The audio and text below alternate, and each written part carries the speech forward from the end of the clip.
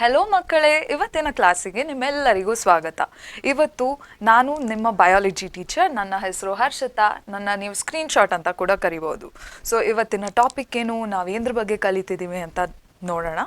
So ನಾವು life ಪ್ರಾಸೆಸಸ್ನ ಮೂರನೇ ಭಾಗ, ಹಂಗಂದರೆ ಮೂರನೇ ಟಾಪಿಕ್ ಏನಿದೆ ಟ್ರಾನ್ಸ್ಪೋರ್ಟೇಷನ್ ಅಂತ, ನಾವಿವತ್ತು ಇದ್ರ ಬಗ್ಗೆ ಕಲಿಯಕ್ಕೆ ಹೋಗ್ತಿದ್ದೀವಿ. ಸೊ ಇವತ್ತಿನ ವಿಡಿಯೋಲಿ ನಾವು ಯಾವ್ಯಾವ ಸಬ್ ಟಾಪಿಕ್ಸ್ನ ಕವರ್ ಮಾಡ್ತೀವಿ. ಇವತ್ತಿನ ವಿಡಿಯೋಲಿ ನಾವು ಫಸ್ಟು ಹ್ಯೂಮನ್ ಬಾಡಿಯಲ್ಲಿ ಸರ್ಕ್ಯುಲೇಷನ್ ನಡೆಯೋಕ್ಕೆ 2 ಸಿಸ್ಟಮ್ಸ್ ಬೇಕು, ಆಯಿತಾ. ಫಸ್ಟ್ ಬಂದು ಬ್ಲಡ್ ಸರ್ಕ್ಯುಲೇಷನ್ ಸಿಸ್ಟಮ್, ಇನ್ನೊಂದು ಬಂದು ಲಿಂಫ್ಯಾಟಿಕ್ ಸಿಸ್ಟಮ್, ಓಕೆನಾ. ಸೊ ಬ್ಲಡ್ ಸರ್ಕ್ಯುಲೇಷನ್ ಸಿಸ್ಟಮಲ್ಲಿ ನಾವು ಬ್ಲಡ್ ವೆಸಲ್ಸ್ ಹಾಗೂ ಹಾರ್ಟ್ ಬಗ್ಗೆ ಕಲಿತೀವಿ, ಆಯಿತಾ. ಅದಾದಮೇಲೆ ನಾವು ಲಿಂಫ್ಯಾಟಿಕ್ ಸಿಸ್ಟಮ್ ಬಗ್ಗೆ ಕಲಿತೀವಿ. ಆ್ಯಂಡ್ ಇದಾದಮೇಲೆ ನಾವು mechanism of blood circulation, so ಬಾಡಿಯಲ್ಲಿ ಬ್ಲಡ್ ಎಲ್ಲಿ ಬರುತ್ತೆ, ಎಲ್ಲಿಗೆ ಹೋಗುತ್ತೆ ಆ್ಯಂಡ್ ಯಾವ ರೀತಿಯಲ್ಲಿ ಟ್ರಾನ್ಸ್ಪೋರ್ಟ್ ಆಗುತ್ತೆ ಅಂತ ಕಲಿತೀವಿ. ಇದರೊಟ್ಟಿಗೆ ಟೈಪ್ಸ್ ಆಫ್ ಸರ್ಕ್ಯುಲೇಷನ್, ಬೇರೆ ಬೇರೆ ಆರ್ಗ್ಯಾನಿಸಮ್ಸಲ್ಲಿ ಸರ್ಕ್ಯುಲೇಷನ್ ಯಾವ ರೀತಿ ನಡೆಯುತ್ತೆ ಅಂತ ಕಲಿತೀವಿ. ಅದರೊಟ್ಟಿಗೆ ಬ್ಲಡ್ ಪ್ರೆಷರ್ ಅನ್ನೋ ಒಂದು ಚಿಕ್ಕ ಕಾನ್ಸೆಪ್ಟ್ನ ಸಹ ನಾವು ಕವರ್ ಮಾಡ್ತೀವಿ, ಆಯಿತಾ, ಇವತ್ತಿನ ವಿಡಿಯೋಲ್ಲಿ. ಓಕೆ, ಸೊ ನಾವು ತಡ ಮಾಡದೆ ಲೆಕ್ಚರ್ನ ಸ್ಟಾರ್ಟ್ ಮಾಡೋಣ. ಸೊ ನಾವು ಟ್ರಾನ್ಸ್ಪೋರ್ಟೇಷನ್ ಏನಕ್ಕೆ ಕಲಿಬೇಕು ಅಂತ ಫಸ್ಟ್ ಅರ್ಥ ಮಾಡ್ಕೊಳ್ಳೋಣ. ಸೊ ನಾವು ಫಸ್ಟು ನಮ್ಮ ಲೈಫ್ ಪ್ರಾಸೆಸಸ್ನ ಫಸ್ಟ್ ಸಬ್ ಟಾಪಿಕ್ ಯಾವುದು, ನ್ಯೂಟ್ರಿಷನ್. ಅಲ್ಲಿ ಊಟ ಹೇಗೆ ತೊಗೋತೀವಿ, ಊಟ ಬಾಡಿ ಒಳಗೆ ಹೋಗಿ ಏನೇನಾಗುತ್ತೆ ಅಂತ ಅರ್ಥ ಮಾಡ್ಕೊಂಡ್ವಿ. ಅದಾದಮೇಲೆ ರೆಸ್ಪಿರೇಷನ್ ಅಲ್ವಾ, ಅದರಲ್ಲಿ ಆಕ್ಸಿಜನ್ ಒಳಗೆ ಹೇಗೆ ತೊಗೊಳ್ಳೋದು, ಮತ್ತು ಸೆಲ್ಯುಲಾರ್ ರೆಸ್ಪಿರೇಷನಲ್ಲಿ ಏನೇನಾಗುತ್ತೆ, ಗ್ಲೂಕೋಸ್ ಬ್ರೇಕ್ ಡೌನ್ ಆಗುತ್ತೆ, ಏನೇನಕ್ಕಾಗುತ್ತೆ, ಕಾರ್ಬನ್ ಡೈಆಕ್ಸೈಡ್ ಮತ್ತು ವಾಟರ್, ಅದು ಬಿಟ್ಟರೆ ಲ್ಯಾಕ್ಟಿಕ್ ಆ್ಯಸಿಡ್ ಅಥವಾ ಎಥನಾಲ್ ಆಗಿ ಬ್ರೇಕ್ ಡೌನ್ ಆಗುತ್ತೆ ಅಲ್ವಾ. ಈಗ ನಾವೇನು ಅರ್ಥ ಮಾಡ್ಕೋಬೇಕಂದ್ರೆ, ಈಗ ಆಕ್ಸಿಜನ್ ಬರೋದು ನಮ್ಮ ಲಂಗ್ಸಲ್ಲಿ ಅಥವಾ ಶ್ವಾಸಕೋಶದಲ್ಲಲ್ವಾ. ಅದಾದಮೇಲೆ ಹಾರ್ಟಿಗೆ ಆಕ್ಸಿಜನ್ ಬೇಕು, ಯಾಕಂದರೆ ಹಾರ್ಟಿಂದ ಎಲ್ಲ ಪಾರ್ಟ್ಸಿಗೆ, ಬೇರೆ ಬೇರೆ ಬಾಡಿ ಅಂಗಗಳಿಗೆ ಆಕ್ಸಿಜನ್ ಹೋಗಬೇಕು. ಮತ್ತು ಆ ಬಾಡಿ ಪಾರ್ಟ್ಸಲ್ಲಿ ಏನು ಕಾರ್ಬನ್ ಡೈಆಕ್ಸೈಡ್ ಆಚೆ ಬರುತ್ತೆ ರೆಸ್ಪಿರೇಷನ್ ಆದಮೇಲೆ, ಆ ಕಾರ್ಬನ್ ಡೈಆಕ್ಸೈಡ್ ಎಲ್ಲ ವಾಪಸ್ ಲಂಗ್ಸಿಗೆ ಹೋಗಬೇಕು, ಯಾಕಂದರೆ ಅಲ್ಲಿಂದ ಆಚೆ ತೆಗಿಬೇಕಲ್ವ ಕಾರ್ಬನ್ ಡೈಆಕ್ಸೈಡ್.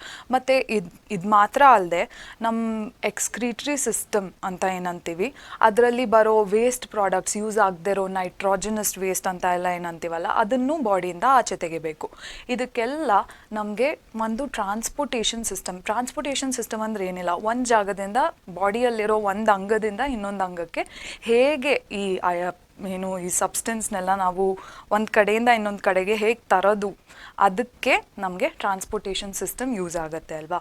ಈಗ ನಮ್ಮ ಹ್ಯೂಮನ್ ಬಾಡಿ ಅಥವಾ ಮನುಷ್ಯ ದೇಹದಲ್ಲಿ ಏನೇನು ಸಿಸ್ಟಮ್ ಇದೆ ಟ್ರಾನ್ಸ್ಪೋರ್ಟೇಷನ್ ಮಾಡೋಕ್ಕೆ ಅಂತ ಈಗ ನಾವು ಅರ್ಥ ಮಾಡ್ಕೊಳ್ಳೋಣ, ಓಕೆನಾ.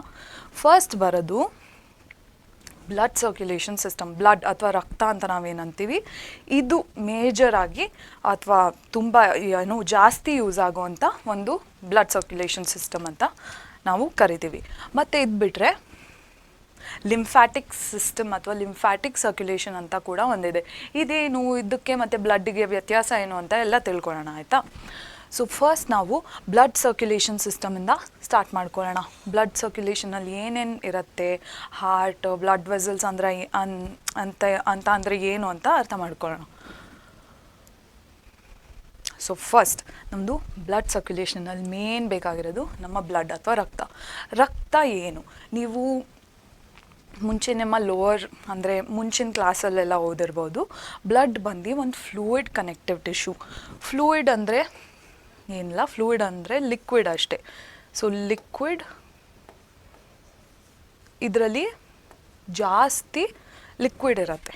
ಇದ್ರದ್ದು ಮೇಟ್ರಿಕ್ಸ್ ಅಂತ ಏನು ಕರಿತೀವಿ, ಅದು ಲಿಕ್ವಿಡ್ ಫಾರ್ಮಲ್ಲಿರುತ್ತೆ. ಸೊ ಇದು ಫ್ಲೂಯಿಡ್ ಕನೆಕ್ಟಿವ್ ಟಿಶ್ಯೂ. ನೀವು ಕೇಳಿರ್ತೀರ ಅಲ್ವಾ, ನೀನು ಲೂಸ್ ಕನೆಕ್ಟಿವ್ ಟಿಶ್ಯೂ ಇರ್ಬೋದು, ಡೆನ್ಸ್ ಕನೆಕ್ಟಿವ್ ಟಿಶ್ಯೂ ಇರ್ಬೋದು, ಇದೆಲ್ಲ ಬೇರೆ ಬೇರೆ ತರಹದ ಕನೆಕ್ಟಿವ್ ಟಿಶ್ಯೂ. ಇದರಲ್ಲಿ ಫ್ಲೂಯಿಡ್ ಕನೆಕ್ಟಿವ್ ಟಿಶ್ಯೂನ ಬ್ಲಡ್ಡು ಒಂದು ಎಕ್ಸಾಂಪಲ್. ಸೊ ಬ್ಲಡ್ಡಲ್ಲಿ ಏನೇನಿರುತ್ತೆ, ರಕ್ತದಲ್ಲಿ ಏನೇನು ಕಾಣಿಸ್ಕೊಳ್ಳುತ್ತೆ ನಮಗೆ ಅಂತ ಅರ್ಥ ಮಾಡ್ಕೊಳ್ಳೋಣ. ನೀವು ರಕ್ತನ ಇದು ನಿಂಬೆಹಣ್ಣು ಜ್ಯೂಸ್ಗೆ ಕಂಪೇರ್ ಮಾಡ್ಬೋದು, ಓಕೆನಾ. ಸೊ ನಿಂಬೆಹಣ್ಣು ಜ್ಯೂಸಲ್ಲಿ ನಾವು ಫಸ್ಟ್ ಏನು ಹಾಕ್ತೀವಿ, ಇದು ಫ್ಲೂಯಿಡ್ ಅಂದರೆ ಲಿಕ್ವಿಡ್. ಸೊ ಫಸ್ಟ್ ಅಂದರೆ ಮೇಜರಾಗಿ ಅದರಲ್ಲಿ ಏನಿರಬೇಕು, ಲಿಕ್ವಿಡ್ ಅಂಶ ಇರಬೇಕು. ಸೊ ಆ ಲಿಕ್ವಿಡ್ ಅಂಶನ ನಾವು ಪ್ಲಾಸ್ಮಾ ಅಂತ ಕರಿತೀವಿ. ಇಲ್ಲಿ ನೋಡ್ಬೋದು ನೀವು, ಇದು ಬ್ಲಡ್ನ ಸೆಪ್ರೇಟ್ ಮಾಡಿದಾಗ ಬರೋ ಒಂದೊಂದು ಕಾಂಪೊನೆಂಟ್, ಆಯಿತಾ. ಸೊ ಅದರಲ್ಲಿ ದೊಡ್ಡ ಕಾಂಪೊನೆಂಟ್, ಜಾಸ್ತಿ ಇರೋ ಕಾಂಪೊನೆಂಟ್ ಅಂದರೆ ಪ್ಲಾಸ್ಮಾ. ಇದು 55% ನಮಗೆ ಬ್ಲಡ್ಡಲ್ಲಿ ಬರೀ ಪ್ಲಾಸ್ಮಾನೇ ಕಾಣಿಸ್ಕೊಳ್ಳೋದು. ಆ್ಯಂಡ್ ಪ್ಲಾಸ್ಮಾದಲ್ಲಿ ಕೂಡ 92% ಬರೀ ನೀರೇ ಇರುತ್ತೆ. ಇದು ಬಿಟ್ಟರೆ ಇದು ಪ್ಲಾಸ್ಮಾದಲ್ಲಿ ಸ್ವಲ್ಪ ಪ್ರೋಟೀನ್ ಅಂಶಗಳು ಇರುತ್ತೆ, ಆಯಿತಾ. ಸೊ ಪ್ಲಾಸ್ಮಾ ಬಂದು ಬ್ಲಡ್ಡಿನ ಮೇಜರ್ ಕಾಂಪೊನೆಂಟ್ ಅಂತ ನಾವು ಕರಿತೀವಿ. ಪ್ಲಾಸ್ಮಾದ ಫಂಕ್ಷನ್ಸ್ ಏನು, ಪ್ಲಾಸ್ಮಾದ ಏನೇನು ಕೆಲಸ ಇರುತ್ತೆ ಅಂತ ನೋಡೋಣ. ಪ್ಲಾಸ್ಮಾದಲ್ಲಿ ನೀವು ರೆಸ್ಪಿರೇಷನ್ ಕಲಿಬೇಕಾದ್ರೆ ನೆನಪಿರ್ಬೋದು ನಿಮಗೆ, ನಾ ಹೇಳಿದ್ದೆ ಆಕ್ಸಿಜನ್ ಟ್ರಾನ್ಸ್ಪೋರ್ಟ್ ಮಾಡೋಕ್ಕೆ ಹಿಮೋಗ್ಲೋಬಿನ್ ಇಂಪಾರ್ಟೆಂಟ್. ಅಂದರೆ ಹಿಮೋಗ್ಲೋಬಿನ್ ಎಲ್ಲಿರುತ್ತೆ, ನಮಗೆ RBCಯಲ್ಲಿರುತ್ತೆ ಅಲ್ವಾ. ಸೊ ಅದೇ ಥರ ಕಾರ್ಬನ್ ಡೈಆಕ್ಸೈಡಿಗೆ ಬೇರೆ ಏನು ಕಾಂಪೊನೆಂಟ್ ಬೇಡ ಟ್ರಾನ್ಸ್ಪೋರ್ಟ್ ಮಾಡೋಕ್ಕೆ ಅದನ್ನು, ಯಾಕಂದರೆ ಅದು ನೀರಲ್ಲಿ ಆರಾಮಾಗಿ ಡಿಸಾಲ್ವ್ ಆಗುತ್ತೆ. ಅದಕ್ಕೆ ಅದು ಪ್ಲಾಸ್ಮಾದಲ್ಲಿ ಏನಿದೆ 92% ನೀರಿದೆ. ಸೊ ಆರಾಮಾಗಿ ಪ್ಲಾಸ್ಮಾದಿಂದಾನೇ ಟ್ರಾನ್ಸ್ಪೋರ್ಟ್ ಆಗುತ್ತೆ. ಇದು ಬಿಟ್ಟರೆ ನಮ್ಮ ನೈಟ್ರೋಜನಸ್ ವೇಸ್ಟ್ಸ್ ಅಂತ ಏನು ಕರಿತೀವಿ, ಯೂರಿಕ್ ಆ್ಯಸಿಡ್ ಎಲ್ಲ, ಅದು ಕೂಡ ಪ್ಲಾಸ್ಮಾದಲ್ಲಿ ಟ್ರಾನ್ಸ್ಪೋರ್ಟ್ ಆಗುತ್ತೆ. ಇದು ಬಿಟ್ಟರೆ ನಮ್ಮ ಫುಡ್ ಏನು ತಿಂತೀವಿ ಅಲ್ಲ, ಆ್ಯಂಡ್ ಸ್ಮಾಲ್ ಇಂಟೆಸ್ಟೈನಲ್ಲಿ ಬ್ರೇಕ್ ಡೌನ್ ಆಗಿ ವಿಲೈಯಿಂದ ಏನು ಅಬ್ಸಾರ್ಬ್ ಆಗುತ್ತೆ ಅದು ಕೂಡ ಪ್ಲಾಸ್ಮಾದಲ್ಲಿ ಟ್ರಾನ್ಸ್ಪೋರ್ಟ್ ಆಗುತ್ತೆ. ಪ್ಲಾಸ್ಮಾ ಬಿಟ್ಟರೆ ಮಿಕ್ಕಿದ 3 ಸೆಲ್ಸ್ ಏನಿದೆ ಇದನ್ನು ನಾವು ಫಾರ್ಮ್ಡ್ ಎಲಿಮೆಂಟ್ಸ್ ಅಥವಾ ಕಾರ್ಪಸಲ್ಸ್ ಅಂತ ಕರಿತೀವಿ. ಇದು 45% ಬ್ಲಡ್ಡಲ್ಲಿ ಇದೆ ಇರೋದು ಪ್ಲಾಸ್ಮಾ ಬಿಟ್ಟರೆ. ಸೊ ಫಾರ್ಮ್ಡ್ ಎಲಿಮೆಂಟ್ಸಲ್ಲಿ ಏನೇನು ಬರುತ್ತೆ ನೋಡೋಣ. ಈಗ ಫಸ್ಟು ನಮ್ಮ ಆರ್ ಬಿ ಸಿ ಅಥವಾ ರೆಡ್ ಬ್ಲಡ್ ಸೆಲ್ ಇಲ್ಲಿದೆ ನೋಡಿ, ಇದು RBC. ಇದನ್ನ ನಿಮ್ಗಾಗಲೇ ಹೇಳಿದ್ದೆ, RBCದು ದೊಡ್ಡ ಫಂಕ್ಷನ್, ಮೇಜರ್ ಫಂಕ್ಷನ್ ಏನಂದರೆ ಅದು ಆಕ್ಸಿಜನ್ ಟ್ರಾನ್ಸ್ಪೋರ್ಟ್. RBCಯಲ್ಲಿರೋ ಹಿಮೋಗ್ಲೋಬಿನ್ ಪಿಗ್ಮೆಂಟ್ಸಿಗೆ ಆಕ್ಸಿಜನ್ ಅಂಟ್ಕೊಂಡು ಬೇರೆ ಎಲ್ಲ ಬಾಡಿ ಪಾರ್ಟ್ಸಿಗೂ ಅದು ಟ್ರಾನ್ಸ್ಫರ್ ಆಗುತ್ತೆ, ಆಯಿತಾ.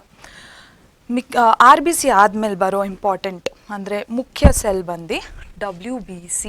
ಇದನ್ನು ನಾವು ಲ್ಯೂಕೋಸೈಟ್ ಅಂತಲೂ ಕರಿತೀವಿ. RBCನ ಎರಿಥ್ರೋಸೈಟ್ ಅಂತಲೂ ಕರಿತೀವಿ. ನಿಮಗೆ ಇದು ನೆನ್ಪಿಟ್ಕೊಳ್ಳೋ ಅವಶ್ಯಕತೆ ಇಲ್ಲ, ಎಕ್ಸಾಮಲ್ಲಿ ಕೇಳಲ್ಲ, ಬಟ್ ಇದು ಗೊತ್ತಿರೋದು ಒಳ್ಳೆ ವಿಚಾರ, ಆಯಿತಾ. ಸೊ WBCದು ದೊಡ್ಡ ಫಂಕ್ಷನ್ ಏನಂದರೆ ಇಮ್ಯೂನ್ ಫಂಕ್ಷನ್ ಅಂತ ಹೇಳ್ತೀವಿ ನಾವು. ಇಮ್ಯೂನ್ ಫಂಕ್ಷನ್ ಅಂದರೆ ಏನಿಲ್ಲ, ನಮ್ಮ ದೇಹದೊಳಗೆ ಬರೋ ಏನು ಜರ್ಮ್ಸ್ ಆಗಿರ್ಬೋದು ಅಥವಾ ಬೇರೆ ವೈರಸ್ ಬ್ಯಾಕ್ಟೀರಿಯಾ ಎಲ್ಲ ಏನಿರುತ್ತೆ ಇದನ್ನು WBC ಅಥವಾ ವೈಟ್ ಬ್ಲಡ್ ಸೆಲ್ ಅಥವಾ ಲ್ಯೂಕೋಸೈಟ್ ಬಂದು ಅದನ್ನು ನಾಶ ಮಾಡೋ ಕೆಲಸ WBCದು. ನಮ್ಮ ದೇಹದಲ್ಲಿ ಯಾವುದೇ ಥರ ಜರ್ಮ್ಸ್ ಇರಲಿ, ಯಾವುದೇ ಥರ ವೈರಸ್ ಬ್ಯಾಕ್ಟೀರಿಯಾ ಡಿಸೀಸ್ ಕಾಸ್ ಮಾಡೋ ಅಂಥ ಯಾವುದೇ ಜೀವಿ ಬರಲಿ ನಮ್ಮ ದೇಹದೊಳಗೆ, ಅದು WBC ಅದನ್ನು ಕ್ಯಾಪ್ಚರ್ ಮಾಡಿ ಡಿಸ್ಟ್ರಾಯ್ ಮಾಡುತ್ತೆ, ಆಯಿತಾ. ಅದನ್ನು ಹಿಡ್ಕೊಂಡು ನಾಶ ಮಾಡುತ್ತೆ ಅದನ್ನ. ಅದಾದಮೇಲೆ ಬರೋ ಲಾಸ್ಟ್ ಕಾಂಪೊನೆಂಟ್ ಪ್ಲೇಟ್ಲೆಟ್ ಅಥವಾ ಥ್ರಾಂಬೋಸೈಟ್. RBC ಅಂದರೆ ಎರಿಥ್ರೋಸೈಟ್,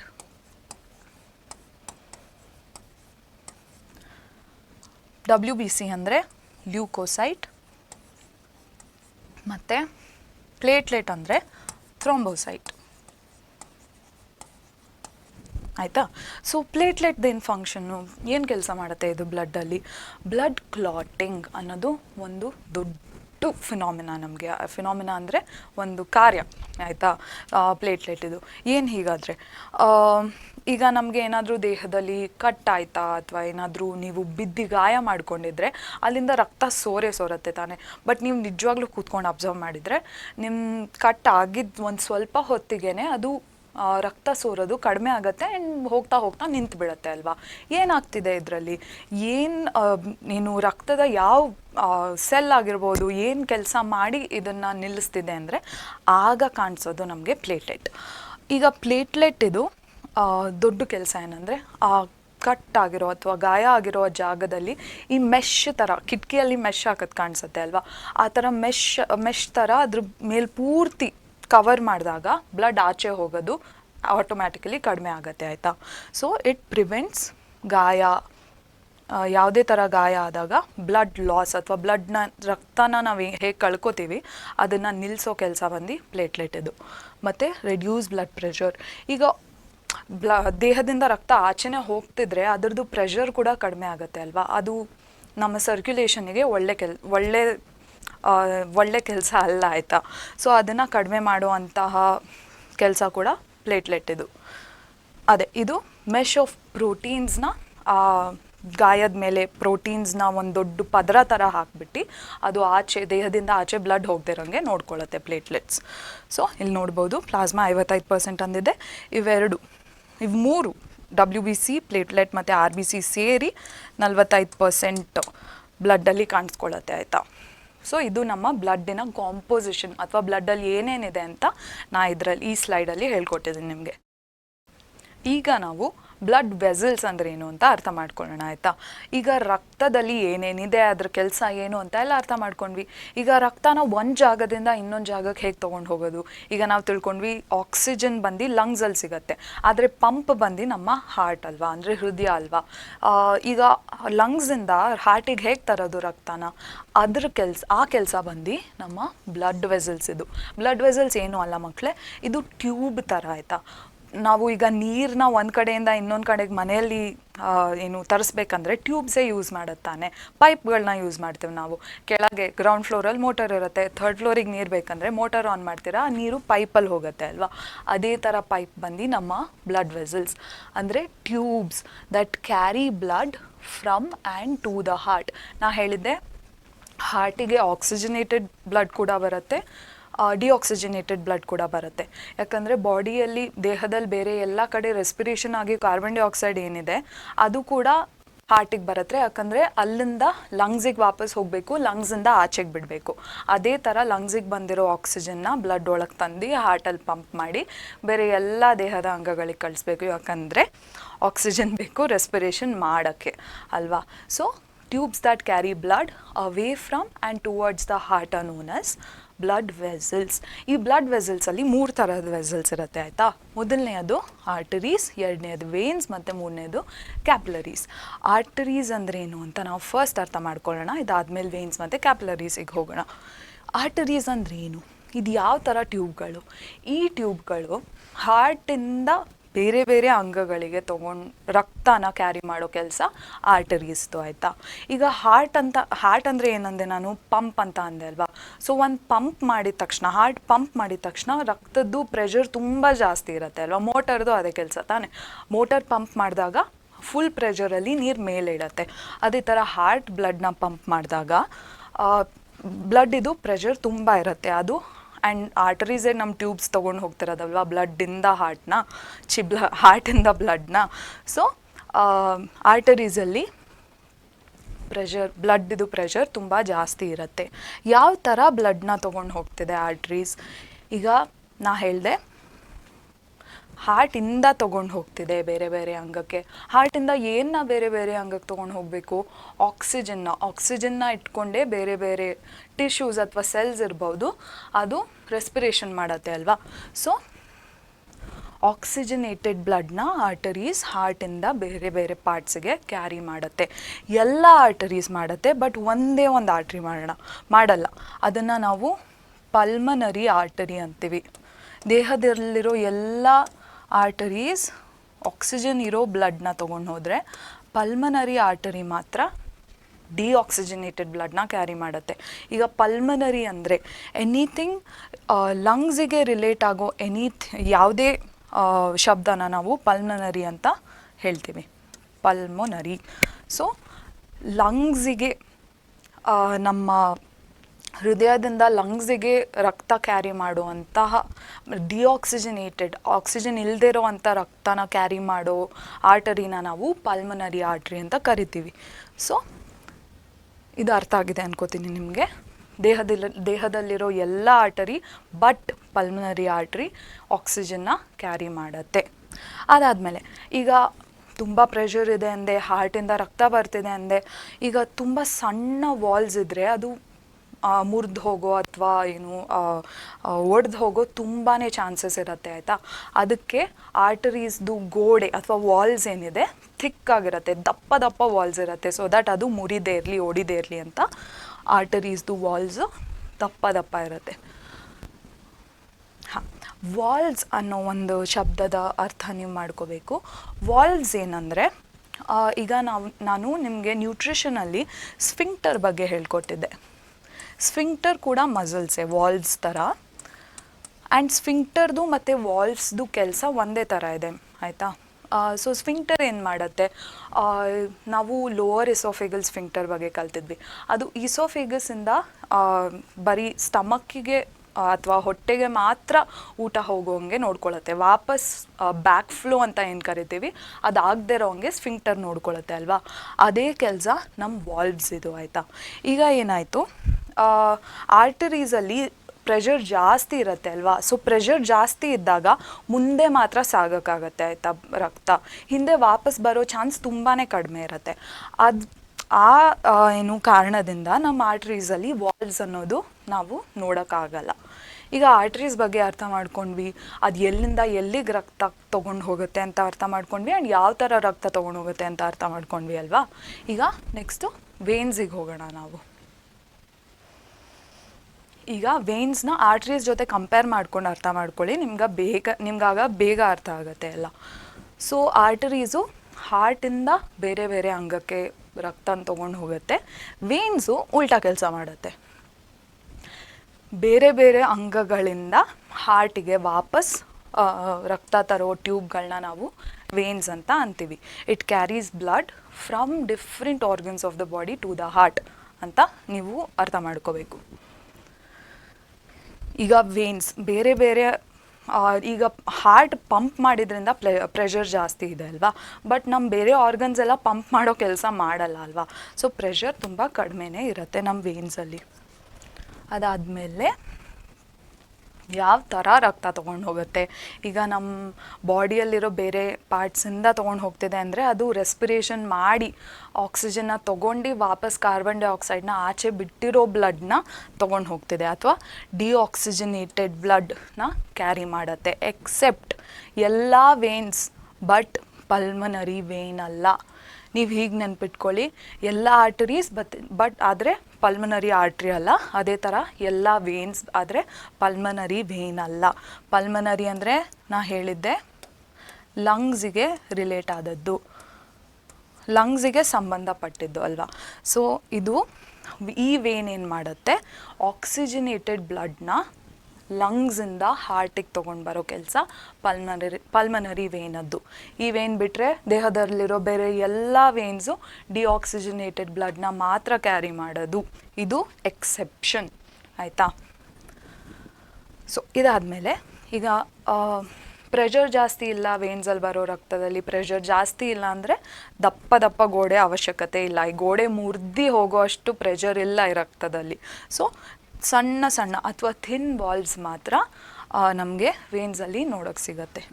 ಈಗ ಆ ಪ್ರೆಷರ್ ಕಡಿಮೆ ಇರೋದ್ರಿಂದ ಮುಂದೆ ಹೋಗ್ತಿರೋ ರಕ್ತ ಹಿಂದೆ ಬರೋ ಚಾನ್ಸಸ್ಸು ಇದೆ ಅಲ್ವಾ. ಸೊ ಆ ಬ್ಯಾಕ್ ಫ್ಲೋ ಅಂತ ನಾವೇನಂತೀವಿ ಅದನ್ನ ತಡೆಯೋಕ್ಕೆ ನಮ್ಮ ವೇನ್ಸಲ್ಲಿ ವಾಲ್ವ್ಸ್ ಅನ್ನೋದು ಕಾಣ್ಸಕ್ಕೆ ಸಿಗತ್ತೆ. ಇಲ್ಲಿ ನೋಡ್ತಿರೋ ಹಾಗೆ ಯೂನಿ ಡೈರೆಕ್ಷನಲ್ ಫ್ಲೋ, ಒಂದೇ ದಾರಿಯಲ್ಲಿ ಒಂದೇ ಕಡೆ ಸಾಗೋ ಹಾಗೆ ರಕ್ತನ ನೋಡ್ಕೊಳ್ಳೋ ಕೆಲಸ ವೇನ್ಸಲ್ಲಿರೋ ವಾಲ್ವ್ಸ್ ಇದು. ಇಲ್ಲಿ ನೀವು ನೋಡ್ತಿದ್ದೀರಲ್ಲ ಈ ಬಾಗಿಲ್ ಥರ ಏನಿದೆ, ಇದನ್ನು ನಾವು ವಾಲ್ವ್ಸ್ ಅಂತ ಕರಿತೀವಿ.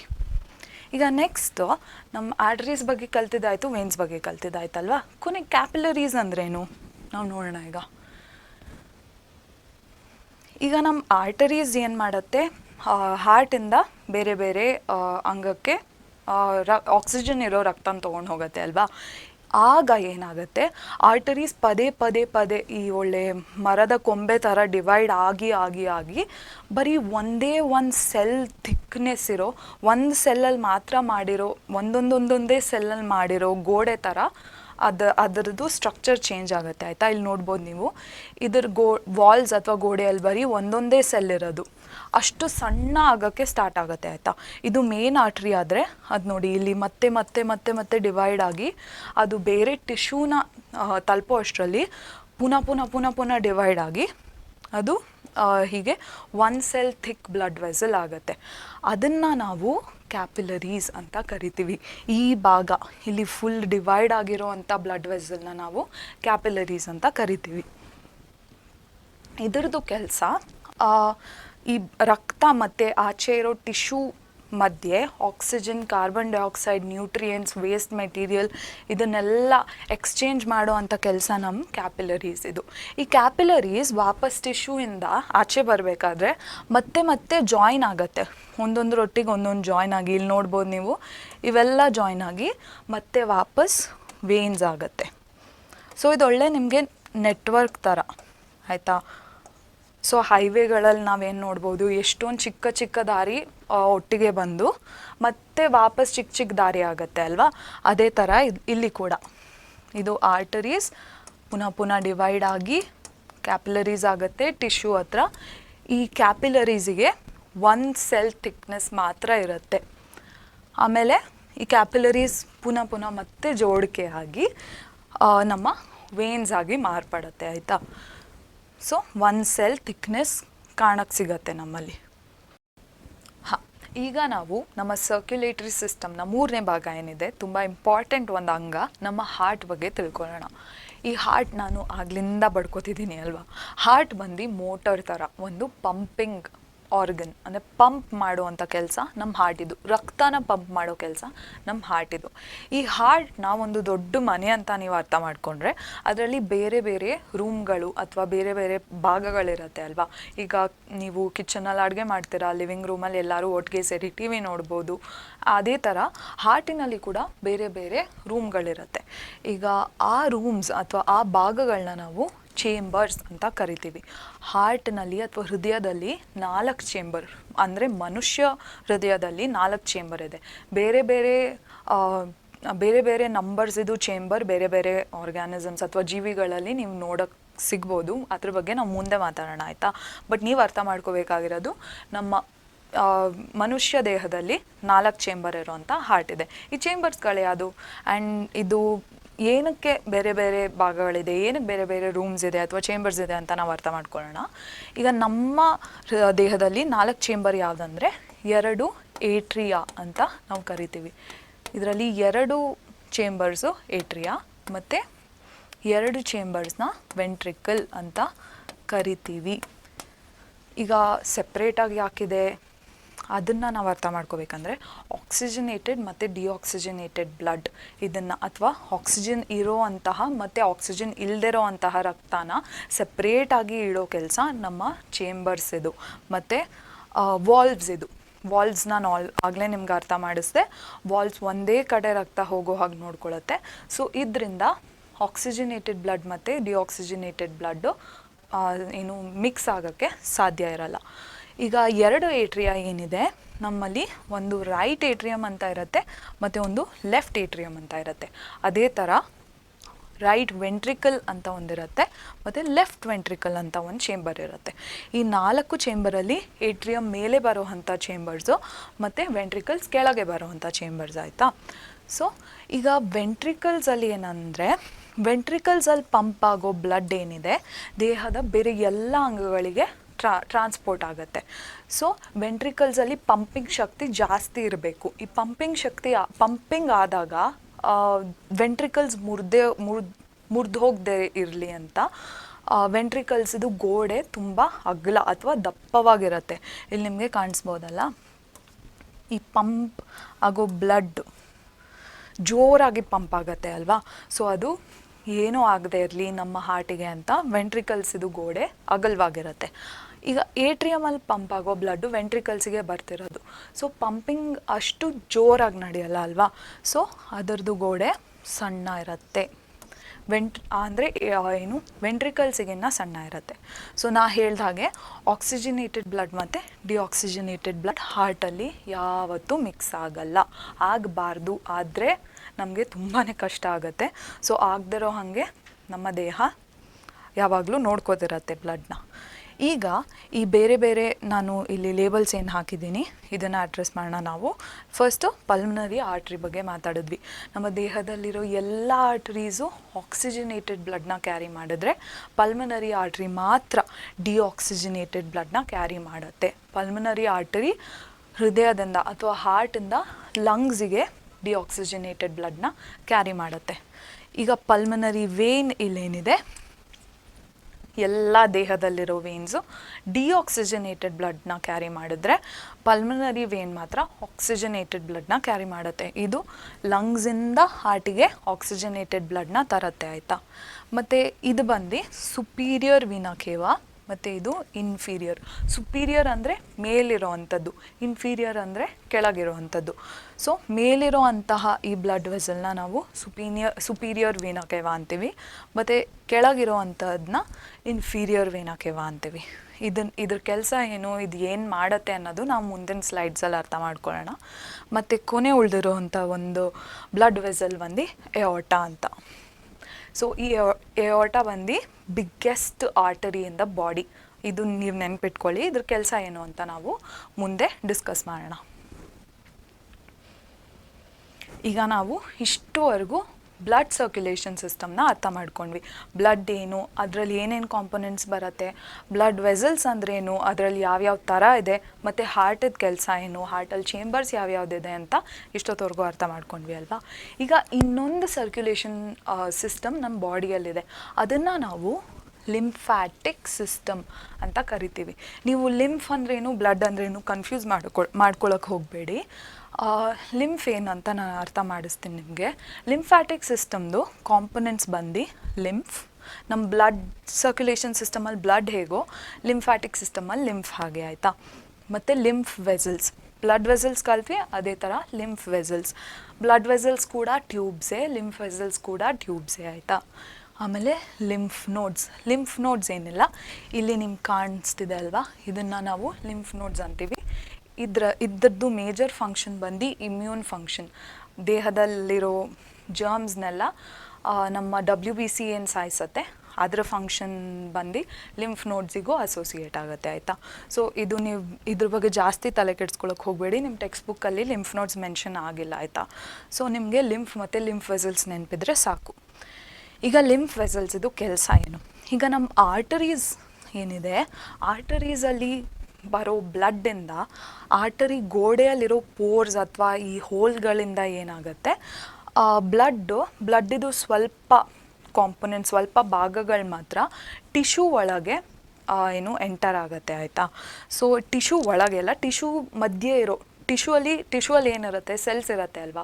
ಸೊ ಈ ಸೆಲ್ಸ್ ಮಧ್ಯೆ ಬ್ಲಡ್ದು ಕಾಂಪೊನೆಂಟ್ಸು ಎಂಟರ್ ಆಗುತ್ತೆ. ಬ್ಲಡ್ಡಿಂದ ಏನೇನು ಹೋಗುತ್ತೆ, ಬ್ಲಡ್ಡಿಂದ ಮೇಜರಾಗಿ ನೀರು ಹೋಗುತ್ತೆ, ಮತ್ತು ಒಂದು ಸ್ವಲ್ಪ ಮಟ್ಟಿಗೆ ಪ್ರೋಟೀನ್ಸ್ ಹೋಗುತ್ತೆ.